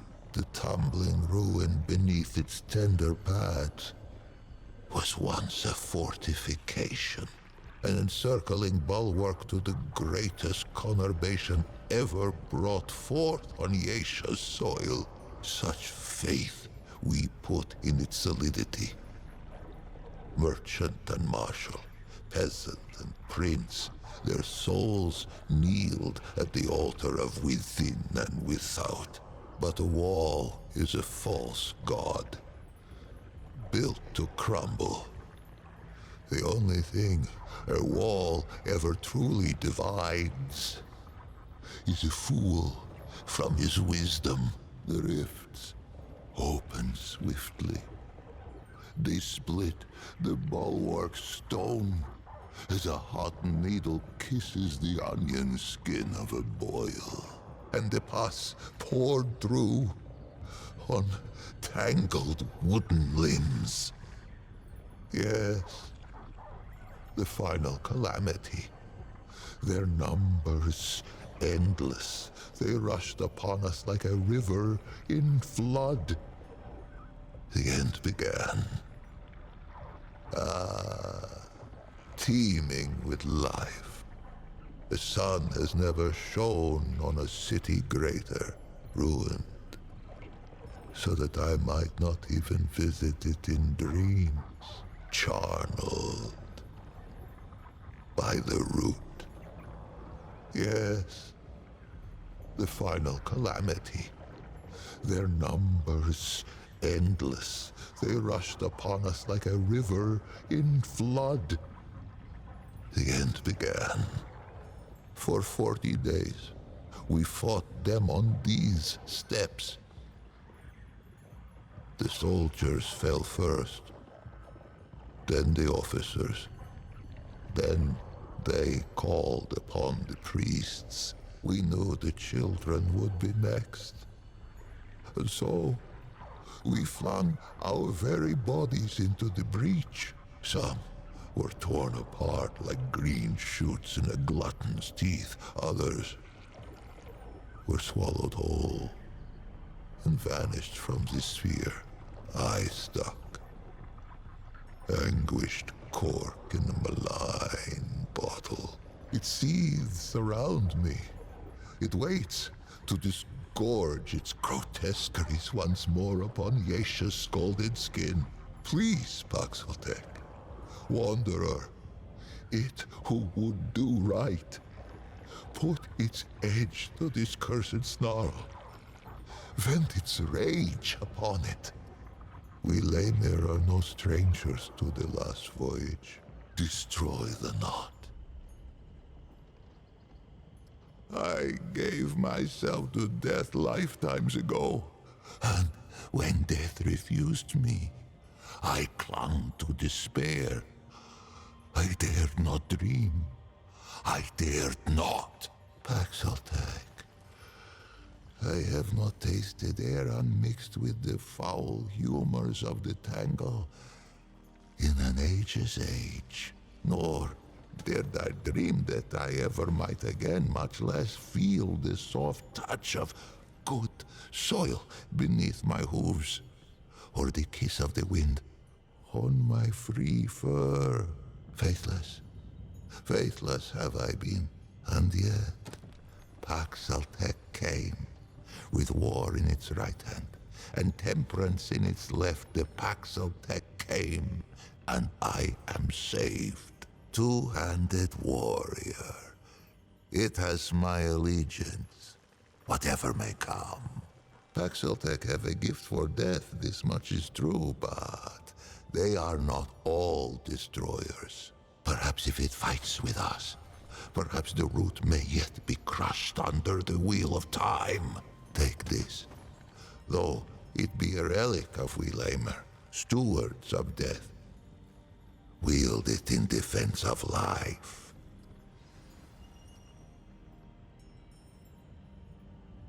I think I shall linger here a while yet. Many are those who fell on these blood-soaked steps. And no, some are now naught but bones. They each deserve the funerary rites of royalty.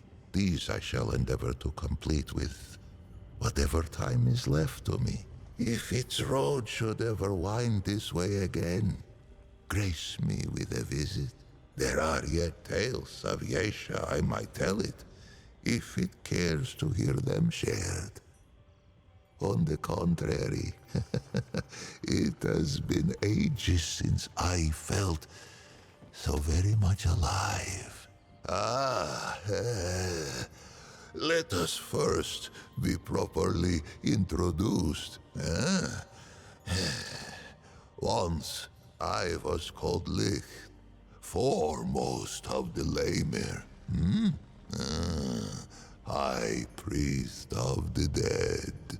How I gloried in that title. Would that I had known the irony. A funerary priest of the deathless, the highborn, one who wraps the powerful in glory, and a Muslim who seals the secrets of the eternal empress with sweet seed oil and with night sap.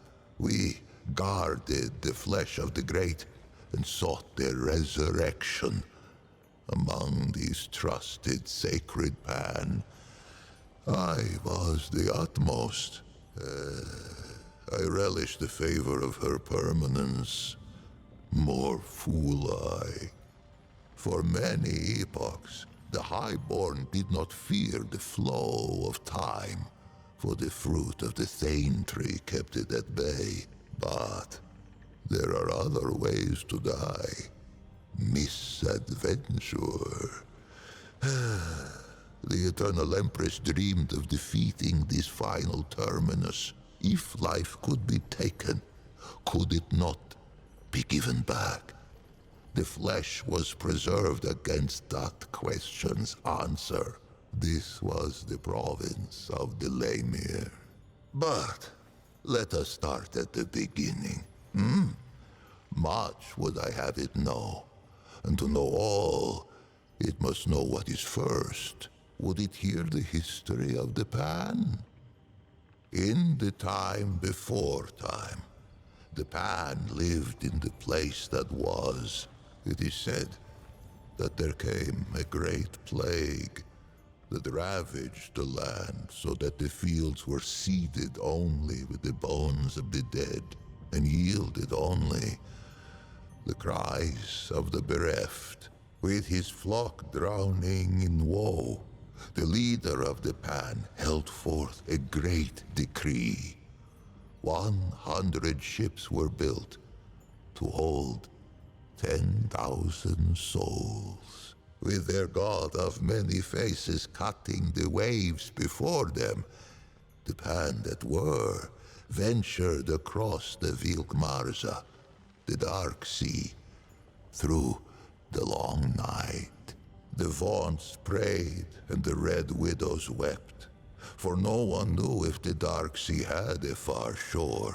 100 days lit the 100 ships, and 100 nights drew their swaddling across them too. But on the 101st day, as the Red Widow in the foremost ship bowed her horns to the god of many faces, a bird lit between them, singing, "Glory to the Pan, for they have reached the kin, mother." YAESHA rose like the dawn before them, unseen, untamed, and free. The king who was, him known to the Pan as Colket the War-Handed, later Colket the Woebegone, and at last as Colket the Wise. Quick of blade was he in his youth, a fearsome general who watered the tree of progress with the lifeblood of many enemies. But the exploits of youth brought Colket no peace in age. They say he took the plague as fate's judgment against his warlike eye. Fate offered a choice: flee the land of his fathers, or end his line as the king of death. Colket hesitated no more in pilgrimage than he had in war. He raised up ships as once he had raised regiments. He sailed from the place that was with a heart full of hope. He was never to see YAESHA's shores. He passed in peace before the crossing's end, greeting death with grace. The god of many faces had been with the Pan since the place that was. Longer. None speak of a time before its guardianship. It was a god as real as the soil beneath us. A god one could visit, a god one could touch. Its ways were not known, but all agreed it loved us and ever would. More would I have it here of this, for this tendril twines with its own. But patience, two-handed one, each thing in time. In those days, there was no empress. There were no queens. Colket the Wise passed on the Dark Sea and left no heir. It was only agreed that the clergy should step in where Colket had stood. The Vaughnts spoke for the many-faced one, and the Red Widows spoke for the sun, stone, sky, and stream. It had been ever thus. Now, they linked hands to cradle the destiny of the Pan. For 80 days, the Vaughnts fell prostrate upon YAESHA's unfamiliar shore. They prayed for a sign that our searching was over, and that this forest should be ours. On the 80th day, two forms emerged from the depths of the jungle. First came a doe with coat of red. Where it walked, the soil gave forth flowers and sweet berries, and they took it as a sign of grace. But behind the doe came another, a wolf with fur as lightless as the obsidian waves the Pan had so lately crossed. Surely, this great beast was a portent of death. Yet, desperate were these threadbare priests of old, and of these visions to their charges, these Vaughnts spoke only one. And why not? The doe fills all who glimpse it with a spirit of hope and a sense of growth. It leaps among the shrub and bramble even now, even with YAESHA sundered by the root. There are those who think it more than a spirit, a god in waiting. These call themselves the children of the Red Doe. Those who glimpse the doe often glimpse the wolf, for the latter seems compelled to pursue the former. Yet, to hear those early vaunts tell it would be to hear of many different wolves in pursuit, and only one doe. A simple deception, but a far-reaching one. Modern Pan know the truth. What must it be to spend an eternity chasing that which one might catch but may not kill? For the wolf and the doe have often met, antler and tooth, hoof and claw. The doe may spill the wolf's blood, and the wolf may taste the doe's flesh, but never the other's life to take. YAESHA itself forbids it. They say the chase has driven the wolf quite mad. With the assurance of the vaunts, the Pan took to YAESHA and she to us. And for a time, there was stillness. Pan were born who had never known the land that was, nor the endless sea at their backs. One such was called Genus. She was but 15 springs when she felt the calling of the Red Widows, and not 3 more when she felt the touch of sickness. As Genus approached the door of death, she sought her sisters, for there were no Lamer yet, and it was the Red Widows who ushered the Pan into the soil. But Genus's malady was known to the Widow Mother, to her, to the Elder Pan. It seemed the plague had found them again, even on this distant shore. Genus was shunned, cast out into the jungle, and her name was forbidden from Pan lips. None among them could have foreseen what would come next. Plague-ridden and scorned, the Red Widow Genus had been cast into the jungle to be forgotten. But fate had other plans. After many days in the jungle, Genus emerged. The Pan were humbled, for all signs of plague had been lifted from the young Genus, replaced by a regal gait none could deny. Fascinated, all assembled to hear her tale. And quite a tale it was. Genus spoke of a vision that had come upon her as she lay in the moss, gasping out her last. In her vision, the plagues had returned. Pan, young and old, wailed and keened and spat their last blood on YAESHA's pristine sand. But then, when all seemed lost, a great tree rose out of the jungle, strange and wonderful, and heavy with luminous fruit. This tree, the Thane, she named it, gave all who ate of it a life unending. The Pan embraced it, and their glory stretched on for 1,000 epochs. Genus rose to power on this. A spire built of words. By spreading her message of doom and salvation. The Red Widows were easy converts, inclined to believe their sister, and eager to spread her vision to all the Pan. In time, they held more sway than even the Vaughn's. It was a great shift. It would not be the last. Among the Red Widows, Genus was quickly elevated to Widow Mother. The crops flourished, and the villages spread.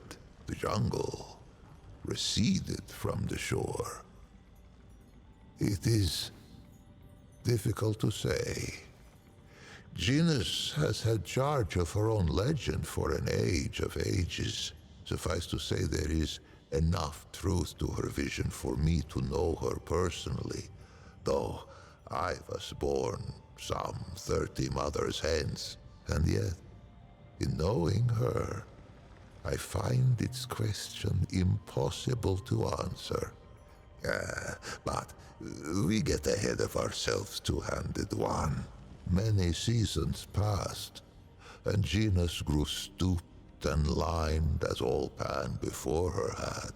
In her 77th winter, Genus had another vision. The Thane called to her, and she told her people it was time to seek it out. For the calamity was imminent. 500 Pan were assembled to undertake the expedition. Genus herself, a contingent of Red Widows, a party from each of the villages. Many imagined they would never see their queen again. Those that lived long enough came to know the taste of those words. When Genus, now as young and beautiful as the day she first beat death, emerged from the jungle once more, with 49 immortals at her back, she had been reborn a second time, as an Empress Eternal. For years they searched the forest, battling hunger, storms, and beasts red of tooth and claw. 20 winters passed. Many succumbed to death, or to doubt, by the 21st spring. Only 5 Red Widows and 44 common Pan stood at Genus's side. It was they whom she led into the clearing. It was they who beheld the Thane. It was they who tasted the fruit and felt time's weight fall from their shoulders. No plague has touched the Pan since, but calamity wears faces nearly as numerous as our god of old. Unless I am much mistaken, the Empress lives yet, for no funerary smoke has filled the sky above her ziggurat. If the Pan vanish from YAESHA's soil, I imagine she will be the last to depart. With death thus leashed, the eternal Genus and her immortals brought forth an empire heretofore unknown. Great ziggurats were hewn from the living rock, and at their feet grew great cities lit by arcane magics. Genus's prophecies all came about, save one. If only the Pan of that epoch had wondered as it does, two-handed one, what of the great calamity? But none worried, save a few vaunts. The old ways were dying, and the Empress was not. No achievement seemed beyond the reach of the Pan. It was then that the wolf came. But the story of YAESHA is the story of who tastes the fruit of the Thane tree. 49 immortals begat many more. A deathless aristocracy. They traded favor with the Empress, traded years of life itself like fishmongers at market. They called it the Ravager, the very obsidian beast the vaunts of old had glimpsed and hidden. It sprang from the jungle as sudden as a squall. It made no more than mutton of the bravest warrior. Fear fell like night across the empire. Death roamed YAESHA. Ravenous death none could tame. There were those who would have seen the beast slain, but the Ravager was never much glimpsed that the red doe should not follow. and vice versa. The green things of the jungle sprang from the red doe's feet. But on what do green things grow, if not the flesh of departed life? Who knew what would become of the doe if the Ravager were felled? Who knew what would become of the jungle? Who knew what would become of the Thane tree? It was the twice humbled Vaughn's who kept the Empire from vanishing down the Ravager's throat. For the Vaughn's had pondered the beast since it first appeared to them on YAESHA's shores. It was they who had learned to listen to Aethir's song. They who learned to appease the Ravager with tribute, with dance, and with music. Balance returned, and the wheel of time rolled on. The song of all living things. It permeates our forest. It whispers in the leaves, thrums in the soil, shines in the sun, babbles in the stream. The Vaughn's devote themselves to the song's mystery. They play it to tap its power, as other Pan might use the energy of a crystal, or the heat of a flame. Those attuned in prayer hear it strongest. But all may catch its strain from time to time, even a Paxeltech. Who is to say? For that was hardly the last calamity to befall the Pan at YAESHA. With the Ravager appeased, the Empress dreamed of rule eternal. She should likely have had her wish. But for one thing, the Thane tree, that of the fruit of immortality, began to die. For many lifetimes her permanence hid this knowledge from all who served her, slave and immortal alike. And why not? She had amassed a great store of fruit, and surely something could be done to save the tree. Why crack the very bedrock of her society? But the tree's decline could not be arrested. Fruit was rationed. Noble lineages withered. We lay mere, once prepared for the final death of death, only those immortals who had fallen in battle or by misadventure. Now, we found ourselves winding wizened nobles in sap and muslin by the hundreds. Perhaps what came next was inevitable. Rebellion, insurrection, revolt. This was the fire that was to sweep through YAESHA's jungle. For a life of lifetimes, the Eternal Empress had hidden the decline of the Thane tree, but like the Vaughn's of old, had underestimated the power of one young, plague-addled Red Widow. Genus herself failed to foresee the power of one called Navun. Navun was one of her Eternity's own guards. How she learned of the rot at the roots of the Thane tree, I cannot say. I know only that she had no taste for the Empress's deceptions. Navun fled the ziggurat and spread the news far and wide. Her words found home in the ears of the gull. YAESHA's slave caste. No slaves could hope to challenge the power of an immortal aristocracy. But what about a nobility in disarray? One where the great and powerful would soon fight for scraps of fruit like bare-ribbed dogs. They rose, first singly, then in a tidal wave. The Empress found herself at war. Perhaps she might have won, if not for the Destroyer. Ever was Gina served by the Red Widows.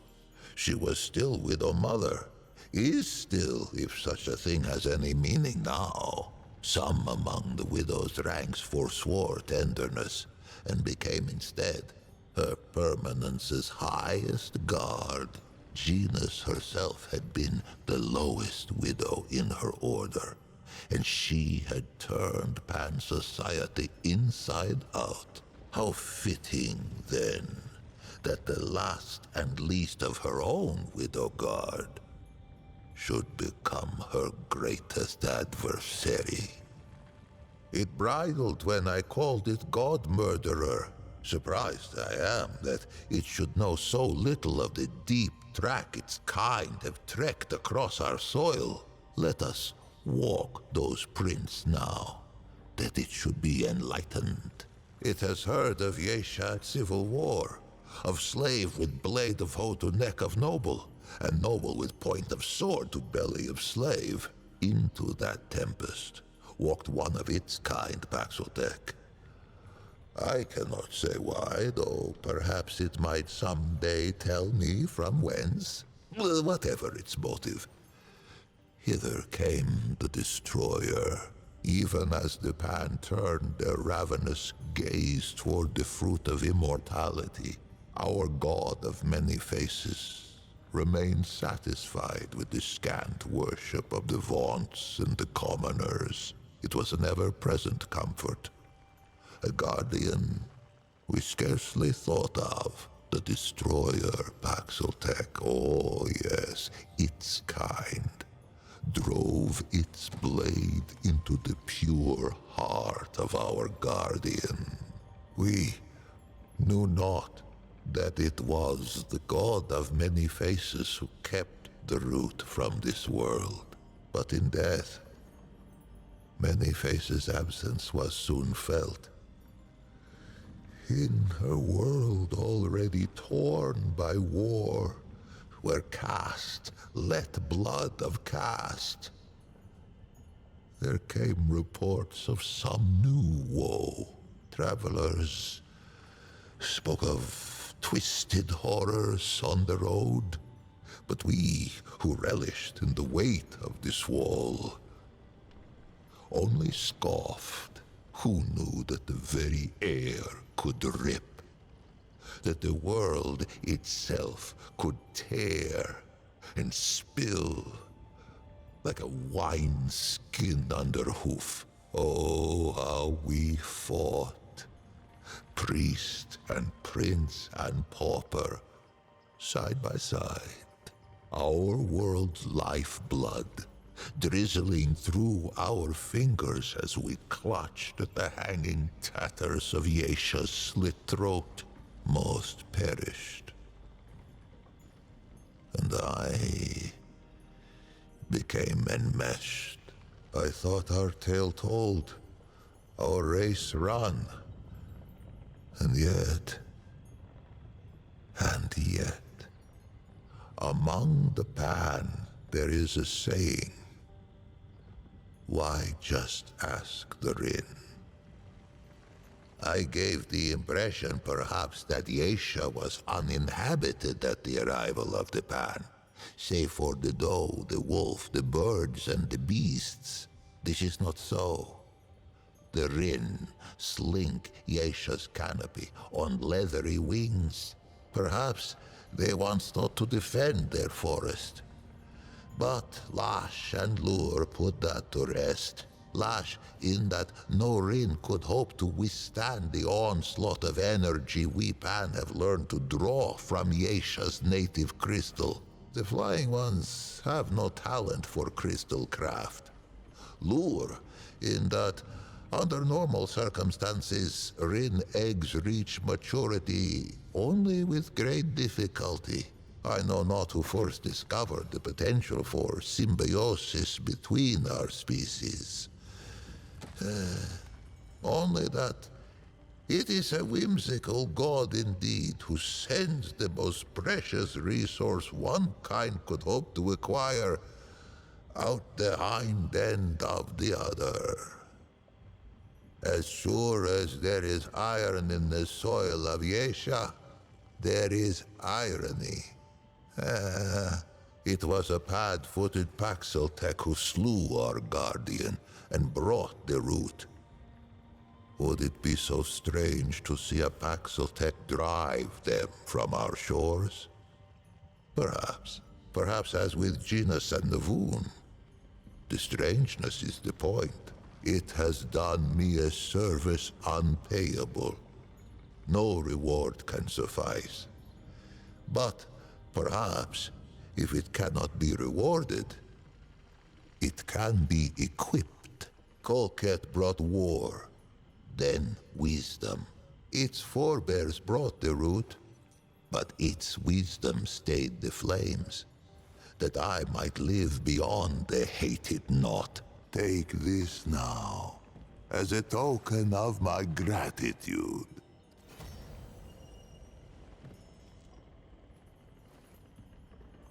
The Pan must put their faith in action and belief, not weapons and walls. I forever owe it thanks, as shall the many souls scattered on these steps. To them I must tend. Be well, two-handed warrior. Be strange fate's agent. Friend Paxultek, it returns. But of course it has. Long ago the Paxultek and I spoke of songs and... Ah, of course. It is not the same Paxultek. Forgive me. The horns, it does not have them. A new friend then, hmm? So what brings it to beleaguered YAESHA? It speaks of the one of many. The once god and guardian of the Pan. There is, or was, no being in YAESHA more powerful. Yet now it is corrupted. It rests now within the Thane, befouling its very leaf and limb. Travel through this temple to the far woods and on to the Widow's Court. The Thane can be found thus. But beware, friend Paxultek. The Thane is a dark place, bedeviled by the rot that now consumes our forest. Tread lightly. I will do my best to answer. Quite so. Paxultek have graced this world for generations. The Elder, the one it calls forth. The Destroyer, to whom many faces fell. The Wanderer, who faced the Ravager and lived. Alas, songs are not song of Paxultek, but I am blessed to have met many. Its kind bring this one joy and song. I rest only. These lands have not been safe since the one of many was taken from us. Yet none have bothered me here as of yet. The forest dies, Paxultek. The balance has either failed or betrayed us. There is little hope now, except in song. Even now, yes. Corruption swallows all things, and the balance is held in check. Or perhaps the balance turns against the Pan. The outcome is the same. It began slowly at first. A remote grove in the forest. Then the death of our god. Now, even the beasts, the gods, and nature itself succumb to the rot. Some blame Paxultek. But though Paxultek have come and gone, the rot both precedes and remains. If fault lies anywhere, I think it may lie with the Pan. Praise be the one of many. Mortal faces lie, but the one of many is incapable, veracious beyond question. So goes the song. The god of many faces has watched over every generation of the Pan, even before our people found YAESHA.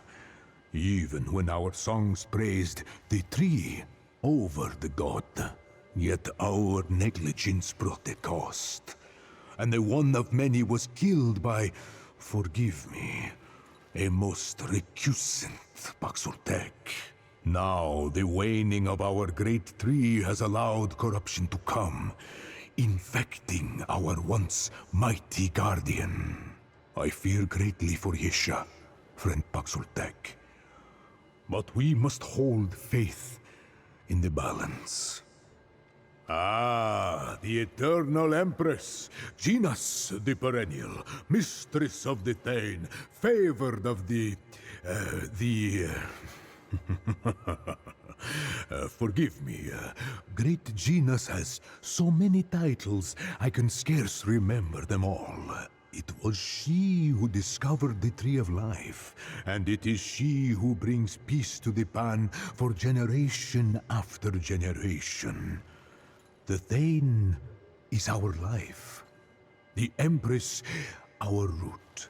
Yet the tree wanes, and corruption devours YAESHA's every corner.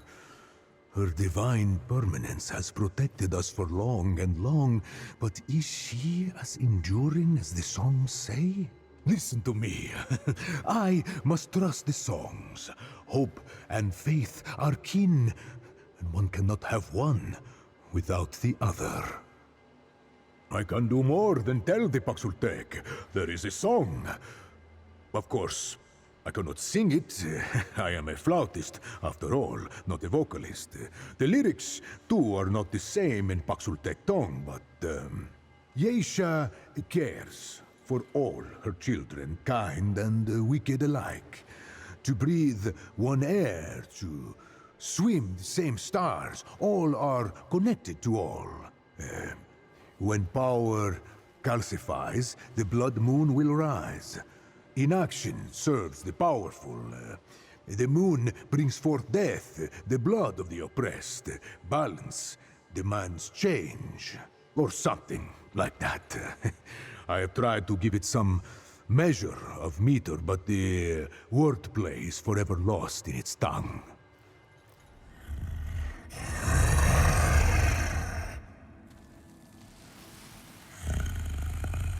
Your timing is fortuitous, Cub.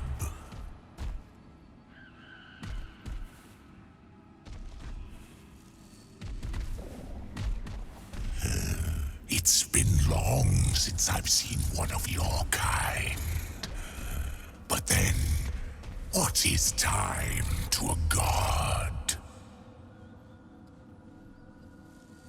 The things I think are spread over millennia, and our time here is short. It is your thoughts which concern us. Do you think yourself clever, Cub?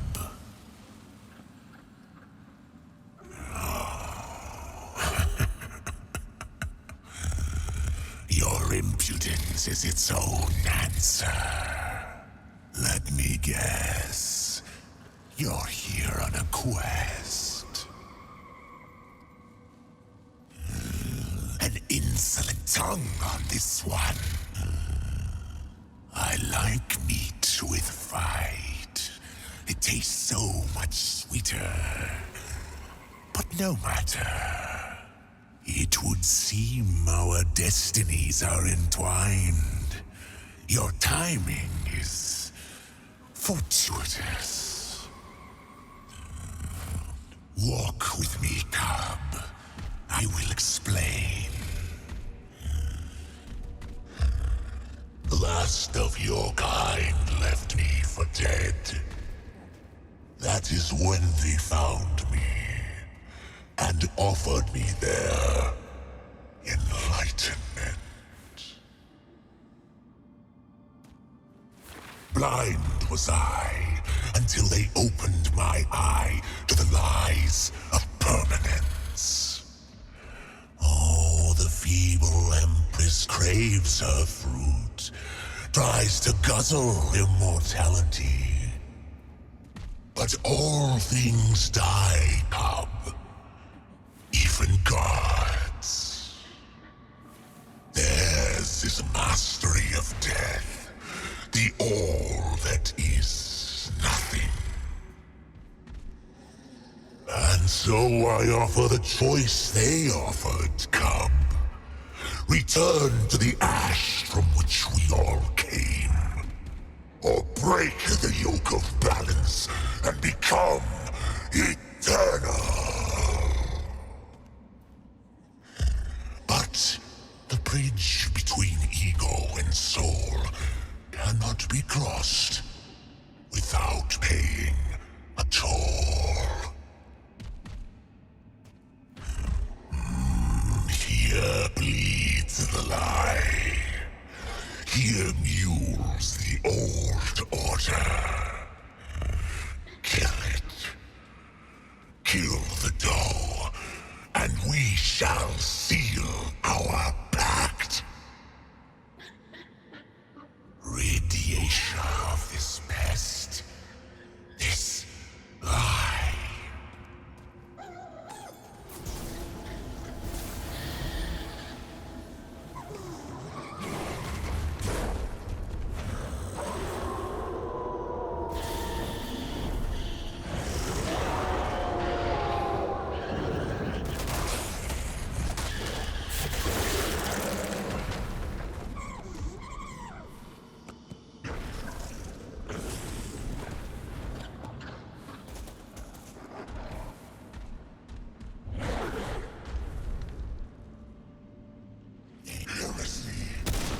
Taste your blood.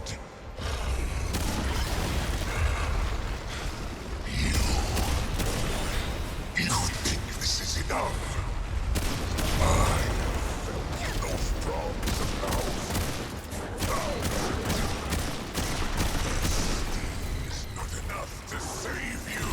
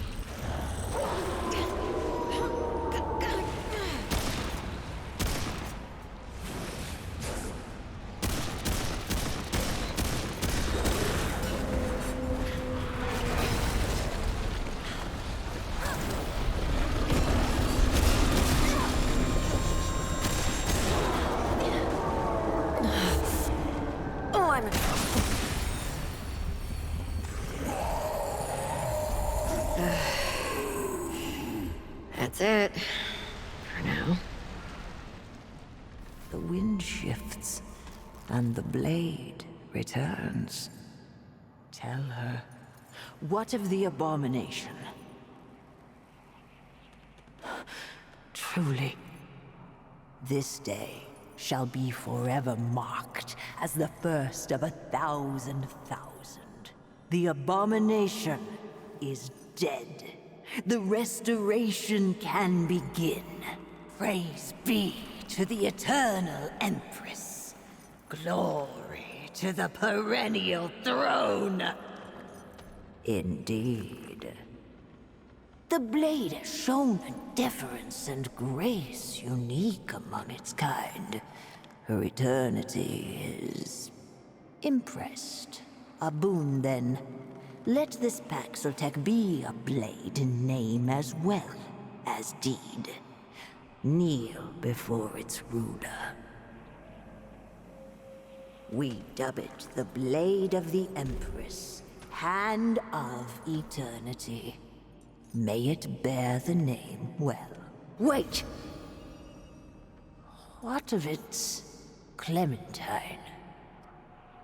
The one the Paxotech seeks. Of this boon, not a word has it spoken. Has it abandoned its quest? Paxotech, its kind is a bane to this world. It stands now in her eternity's grace, but a blade can be blunted if it turns against she who wields it. Now go. Perhaps not all Paxotech are feral vermin. Perhaps. What is it, Paxotech? Be brief. Even too frequent supplication tests her Eternity's grace. Her Eternal Highness has read the histories of YAESHA's skies. She alone appreciates the omens this celestial sanguination portends. Fear not the Blood Moon, Paxotech, for it ushers in a new Pan-era, a renaissance blessed by blood.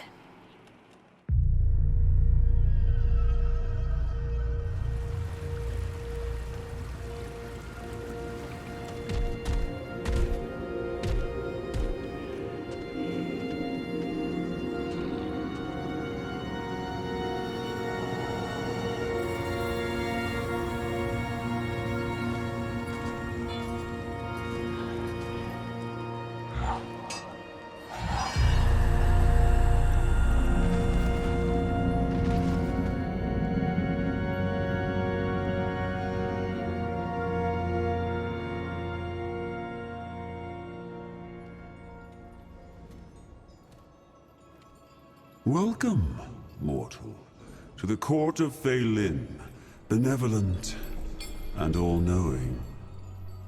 I am the slayer of the one true king, and ruler of all Fae.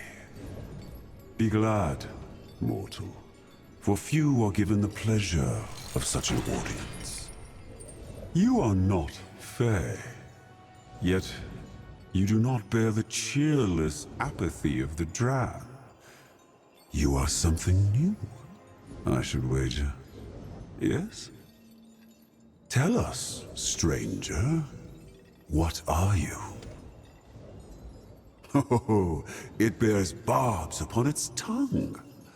I like that. Tell me, what is your purpose here? Oh, and what will you do when you find one? Oh, do not answer. I can see it in your eyes. It is not a meeting of the minds you seek, I take it. In this realm, there is no being more powerful than the impostor who plagues me. One who claims my deeds and even my throne as his own. He calls himself FAERIN. Clearly, you are a skilled fighter, mortal. No other could have fought and lived all the way here. And no other would seek to challenge these powerful beings you speak of. FAERIN is truly the one you seek. Should you kill him and return to me, I will more than compensate you for the task. For I long to see his defeat as well.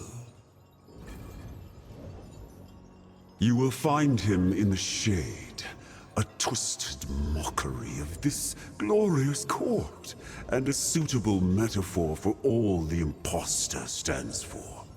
Kill him, and you shall be greatly rewarded. Now, is there anything more we can do for you to speed you on your way? Very well, mortal. But only inasmuch as it will aid you in your service to me.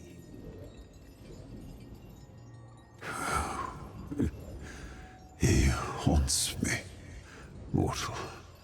Lives in my mind. Sees through my eyes. Thinks with my thoughts. We cannot look away. Cannot be alone. For we are not alone. For my sake, you must defeat me. Go to the shade and end me once and for all.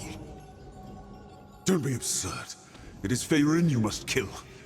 But be prepared, for we will not be easy to defeat. One and true are titles he placed upon himself. He spoke of freedom whilst his boot crushed our necks. He was never one of us, and had no right to rule.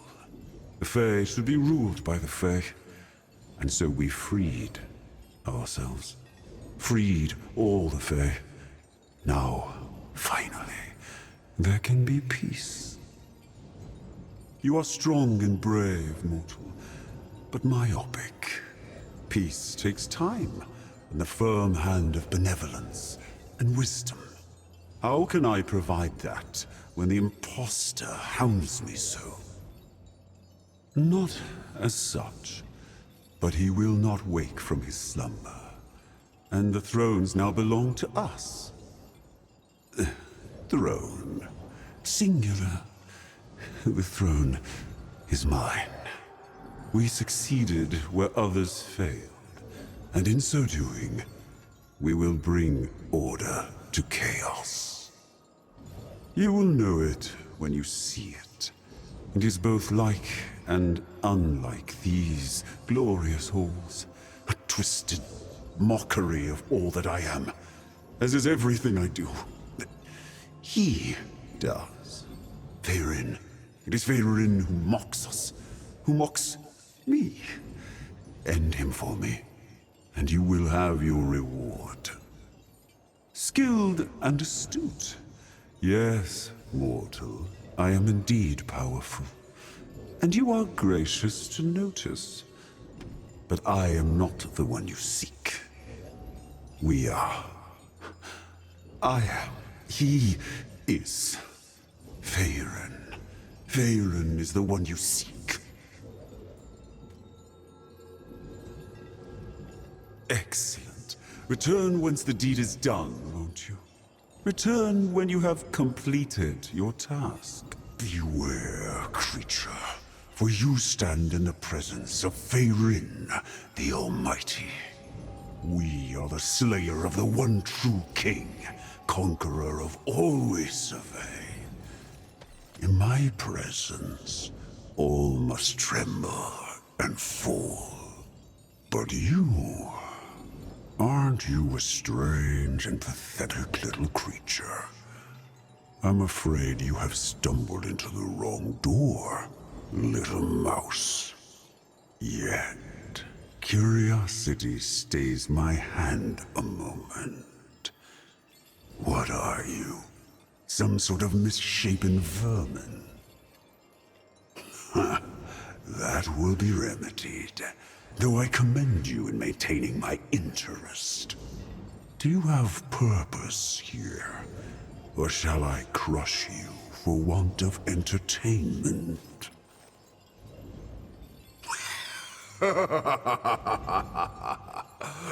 Is that a threat, little mouse? I see in your eyes what you wish to do to these beings, and there are none more powerful than I. But there is one close enough. An impostor who plagues me, who claims my deeds and strengths as his own. He calls himself FAERIN. He sees me now, even as I see him. And so, I cannot face him. Not as I am. But you must have some skill in fighting to have come all this way. Yes? Kill him, mouse. Kill FAERIN, and you will earn my esteem. And that is no small thing. You will find him in the golden halls, a gaudy mockery of my court, as everything about him is a mockery. Kill him, and you shall be greatly rewarded. Away now, mouse! Why do you still stand before me?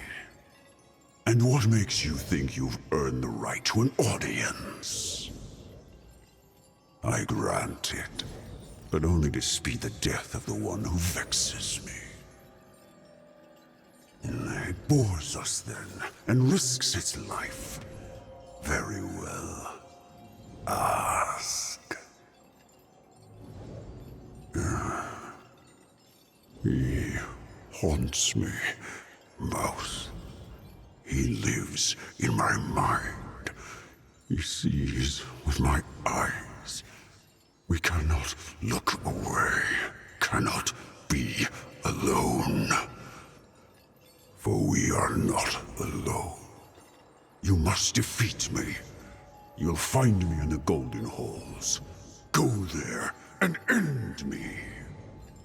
You are a fool, little mouse, if you think you can defeat me. No, FAERIN resides in the Golden Halls, and we will not be easy to kill. But kill us you must, else we will end you.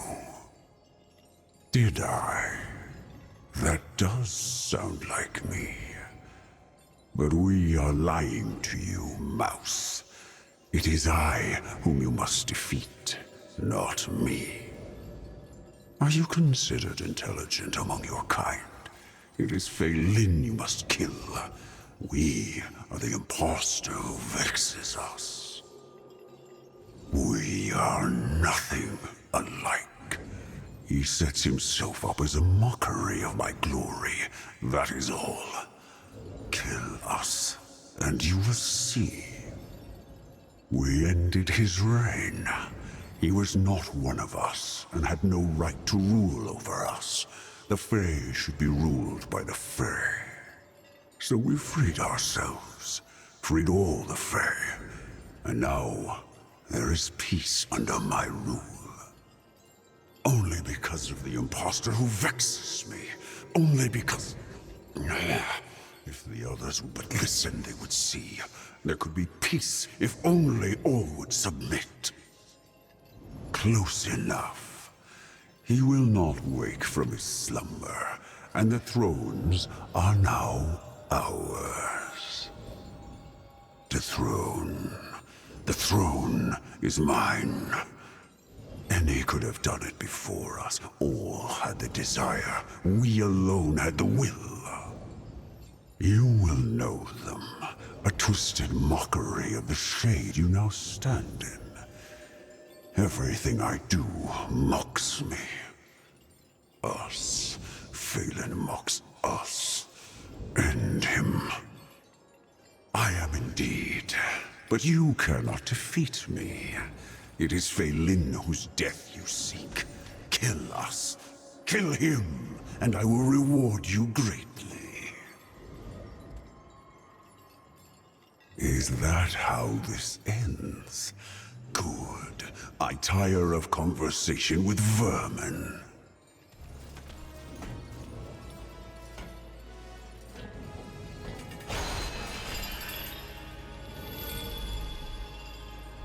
A pity. This is not as interesting as I'd hoped.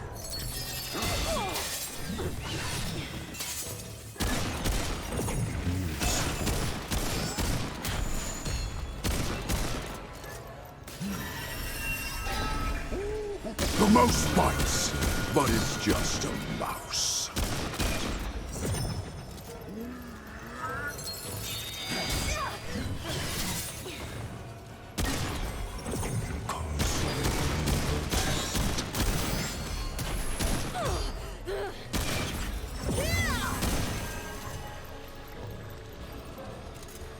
We slay kings, mouse. We will easily slay you. It'll take more than that, vermin.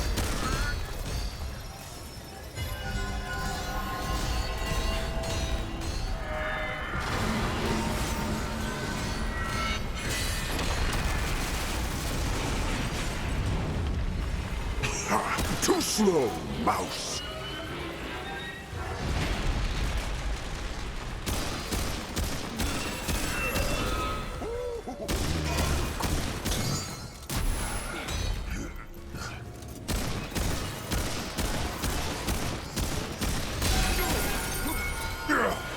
What? We are not through yet, little mouse.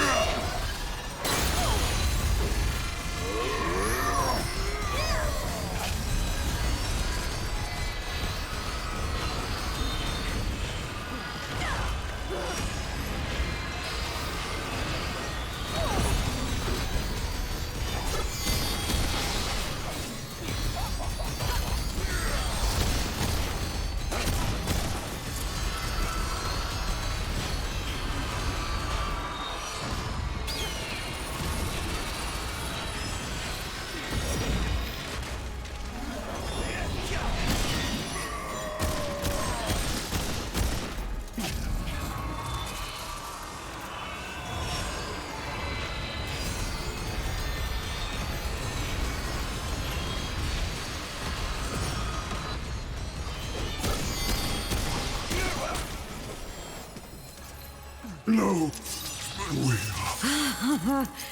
This is it.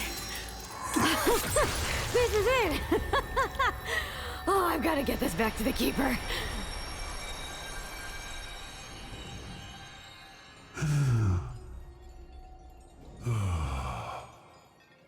It is done. I felt it, mortal. That unwanted presence slipping away. I am alone again. Myself. You have served me well, and I will uphold my part of the bargain. Now go, and may the rest of your journey be as fruitful.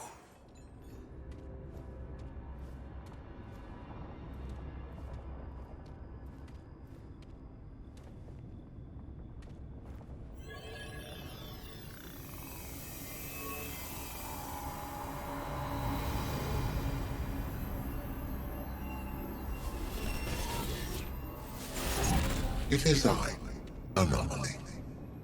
You have done well. Clementine's trust is well-founded. Twice the corruption infected the system. Containment was the most efficient response. Preserve the irregularity for later inquiry. But it festered, grew beyond my sight, and corrupted the core. Even so, it might yet have been contained, had the Destroyer not eliminated this realm's guardian. The Labyrinth became unprotected, and my resources stretched thin. With the Destroyer as conduit, the corruption spread unchecked from the core to countless realms. I purged the Labyrinth. I expunged realm after realm, seeking to restrain the rot. All efforts failed. The system was beyond repair. I was too late. Now, a solution has been revealed. Not to me, to an anomaly. Perhaps that was the intended design. A fail-safe in case of my own corruption.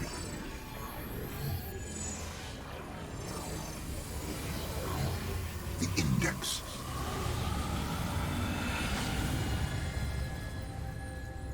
And how does this help us, exactly? With the Index, 2 new probabilities emerge. Oh, that's good, right? Well, the first probability is that the root wins, so yeah. The corruption is everywhere, but it originates from a single source, a single realm. The Labyrinth holds all doors and infinite possibilities. When the corruption spread, the door to their realm was closed, even to me. But with the Index, I can subvert their defenses. From here, it is possible to purge the corruption. That means we kill them, right? The root? All of them this time. For good. Our remaining time may be valuable, Anomaly. What information do you require? corruption was preserved for further investigation. Though I did not recognize my purpose at the time, I wished to learn more about myself. Intelligent beings are created by the worlds, a natural outcome of the system. Each world, a parent. Each species, a child. All but a unique few. The Guardians, for example. They are born with the doors. They do not create. They maintain, protect, just as I watch over all. All other intelligence is born of its world. But for one aberration, the corruption. I wanted to understand. Was the corruption an irregularity or an intended outcome? Uncertain. Impossible to understand the designs of that which created me. Even the existence of a failsafe proves nothing. So I do not know. And yet, as I am now, I can feel the answer. The corruption was unexpected. The probability anticipated, accounted for. But ultimately, a mistake. Unknown, no evidence, only clues and deductions, any of which might be biased by trillions of variables.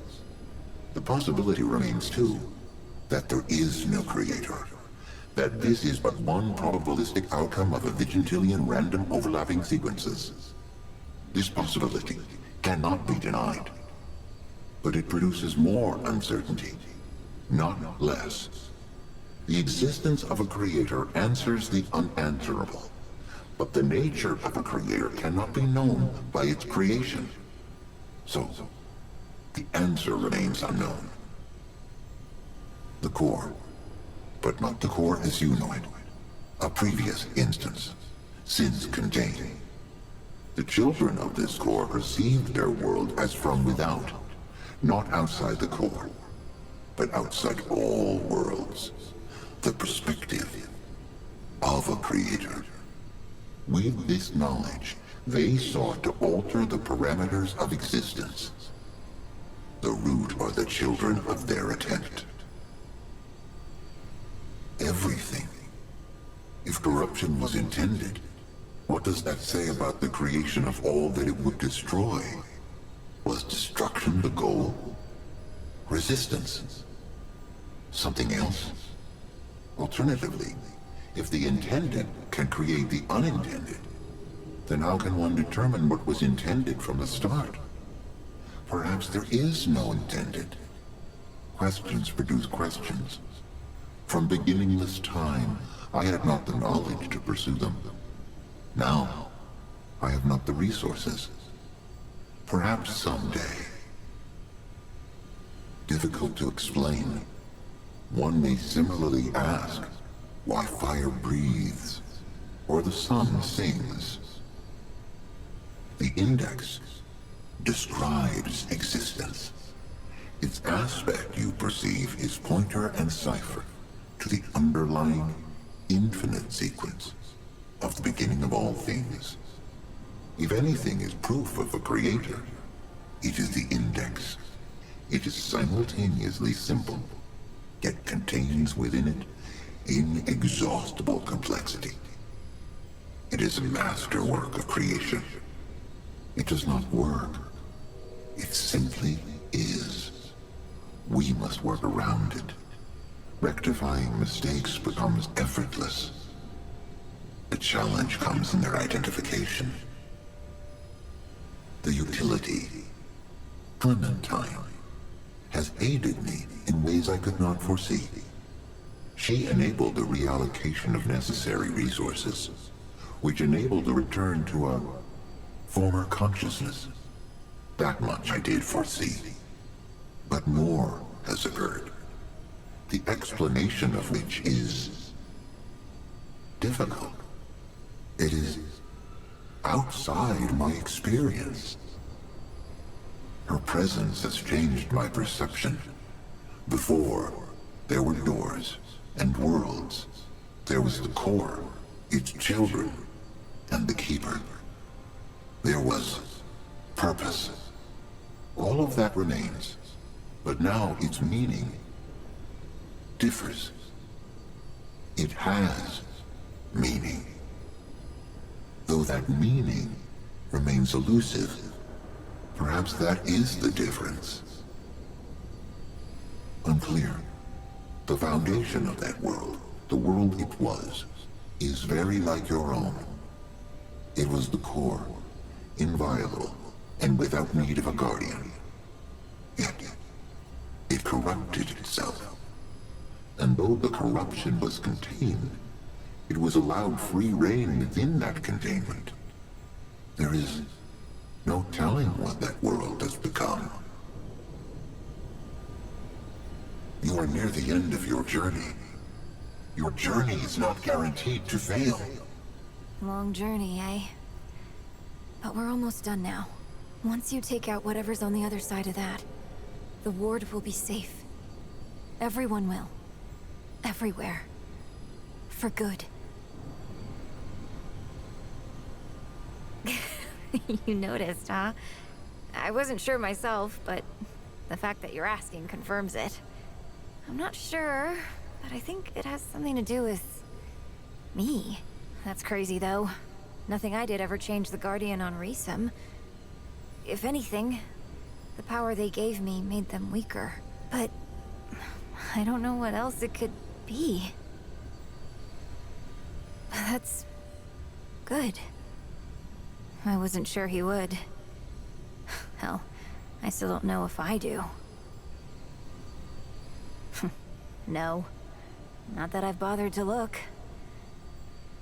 That old man's got his own journey. Same as me. Nothing that'll make sense, probably. The labyrinth isn't what it looks like. But it also is? Let me try again. Most of this place is like thought and energy. There's so much more to it than what your senses see. I only know that because of my bond with the Keeper. I mostly feel the labyrinth, like a heartbeat, or sunlight. And like both of those things, it's connected to everything. Really? Because I don't. And I'm the one who said it. Maybe I should be asking you questions. Try asking the Keeper about it. Their answers might not make much more sense than mine, but at least they know what they're talking about. I don't think so, Traveler. I mean, when the Keeper first pulled me here, I stayed because I saw the need, you know? I had to save the world. All the worlds. But it's more than that now. Everywhere I've ever been, the Ward, the Dreamer Project, I felt lost, out of control. Only Resum ever felt like home, and that didn't last. But here, I'm finally calm. I'm finally myself. I'm sure. And it's not just the Keeper I'm with here. I'm connected to the worlds. It's me and everything. Trust me. This is where I want to be. But hey, we're not done here yet. There's still one thing to do. Kind of a big one. Understand? No. I don't think I could ever understand everything about him. But I know now it has something to do with me. I'm connected to the Keeper. And our bond is... You know how they say you become like the people you hang out with? Well, I think in the Labyrinth that might be literally true. Not that the Keeper's becoming me, but our friendship is changing him at a fundamental level. That's as close as I can explain it, and it's nowhere near whatever's actually happening. I think it's a good thing, though. Basically. Resum was my home for a while. A long while. But I knew it wouldn't last. I bonded with Resum's guardian before anyone in the Dreamer Project even really knew what a guardian was. When the Root invaded Earth, they pulled me to Rhysm to save me. But our bond weakened the Guardian. They became dependent on me, while the Root kept getting stronger. Not exactly. I should have, but I didn't want to. I loved Rhysm's Guardian. And I had purpose there, like I haven't had anywhere else but here. Then the Wanderer showed up. You've heard of them, yeah? They needed my help to stop the Root on Earth for good. It was the hardest decision I've ever had to make. It doesn't always feel like it, but looking back, I don't see how I could have stayed. It would have been the selfish way out. Rhysm's Guardian has grown stronger since I left. I can feel it, but the Root won't ever stop. We have to destroy them. It's the only way Rhysm and all of the rest will be safe for good. Tell them I'm sorry, that I won't be there to protect them anymore. They'll be all right though, yeah? Once we finish the Root for good, they won't need me. They can protect themselves. You think? I mean, a little, I guess. But I was basically the Ward's frontline defense. A weapon who could scare off bandits and wipe out whole Root nests by myself. Really? Maybe Bo doesn't. He was always trying to protect me when I didn't need it. And Ford, too. But the others? Well, I guess they didn't all feel that way. Not all the time. But I definitely felt the pressure of it. I felt like I could never be just me. Tell them that, will you? Tell them that I'll miss them, but that I found my place out here, and I'm not alone. Tell them I'm happy. Yeah, Bo. He might have seen me, the real me, more than anyone else. Well, I mean, he did and he didn't. Bo's sweet, but he doesn't listen real well. Tell the truth, I got the feeling that I was a stand-in for someone from his past that he wasn't able to protect. Maybe I'm projecting, though. He'll be better off without me there, in any case. That boy's gotta love himself before he's any good for someone else. And he'll get there. I know he will. And hey, if you see the Ward again, tell Bo... Tell everyone that I'm okay. They don't need to worry about me. We're with you, Traveler. All the way.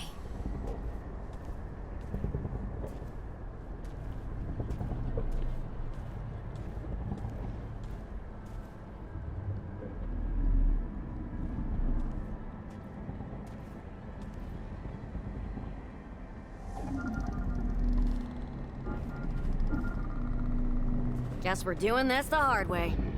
Wait! It won't work! Anomaly. Step aside. You did it. We're here. This is our one chance. If we stop the Root here, it's done. For good. Corruption eradicated.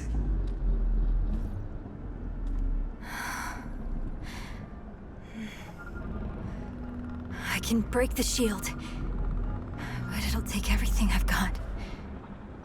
I'll be powerless. All right. Once we do this, there's no turning back. Either you win, or... Say it. Or it's the end of everything. Anomaly. Your chance of success is greater than 0. I was attempting to reassure you? Yeah, thanks. Very comforting. Come on, let's do this.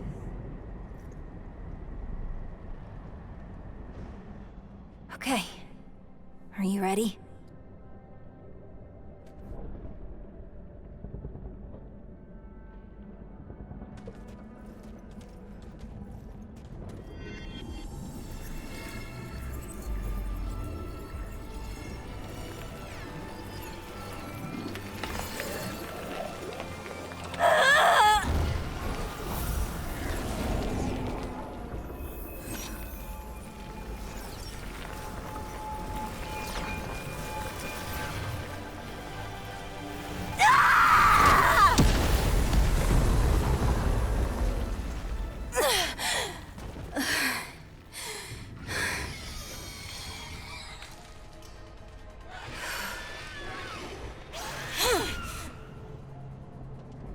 I got this.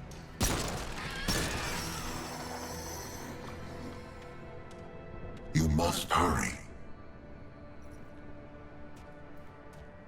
Hey! Traveler! Kick some ass for me.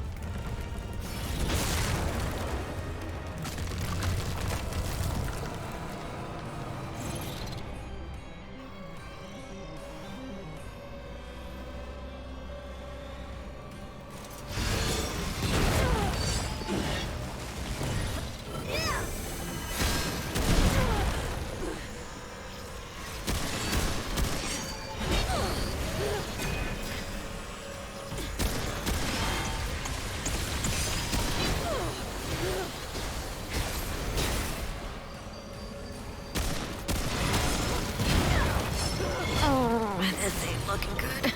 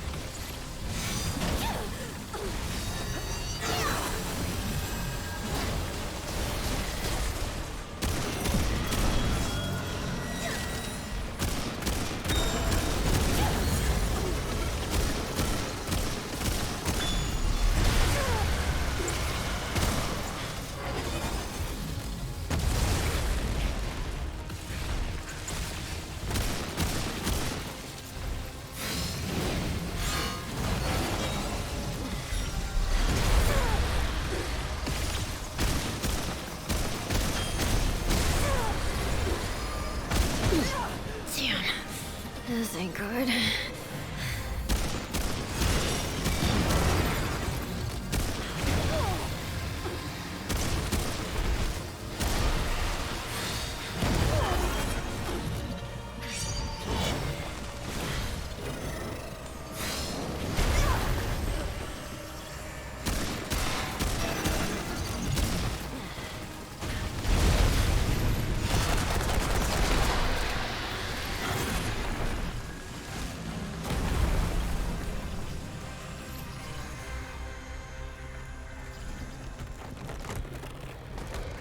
This is futile.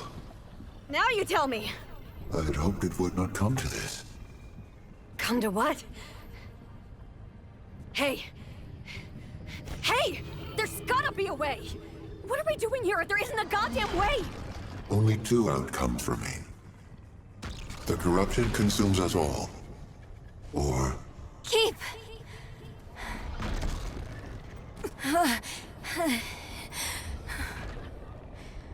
What's going on? Why isn't it staying dead? the corruption is inviolate. Containment is no longer a viable option. The only outcome left is annihilation. To eradicate the corruption, the system must be restored. Okay, what the hell does that mean? It means wiping everything. Starting over. Starting over? I thought we were trying to stop that from happening. We have no choice. The root will destroy everything. For all time. This is unexpected. I am reluctant to execute. No. Keep. There's another way.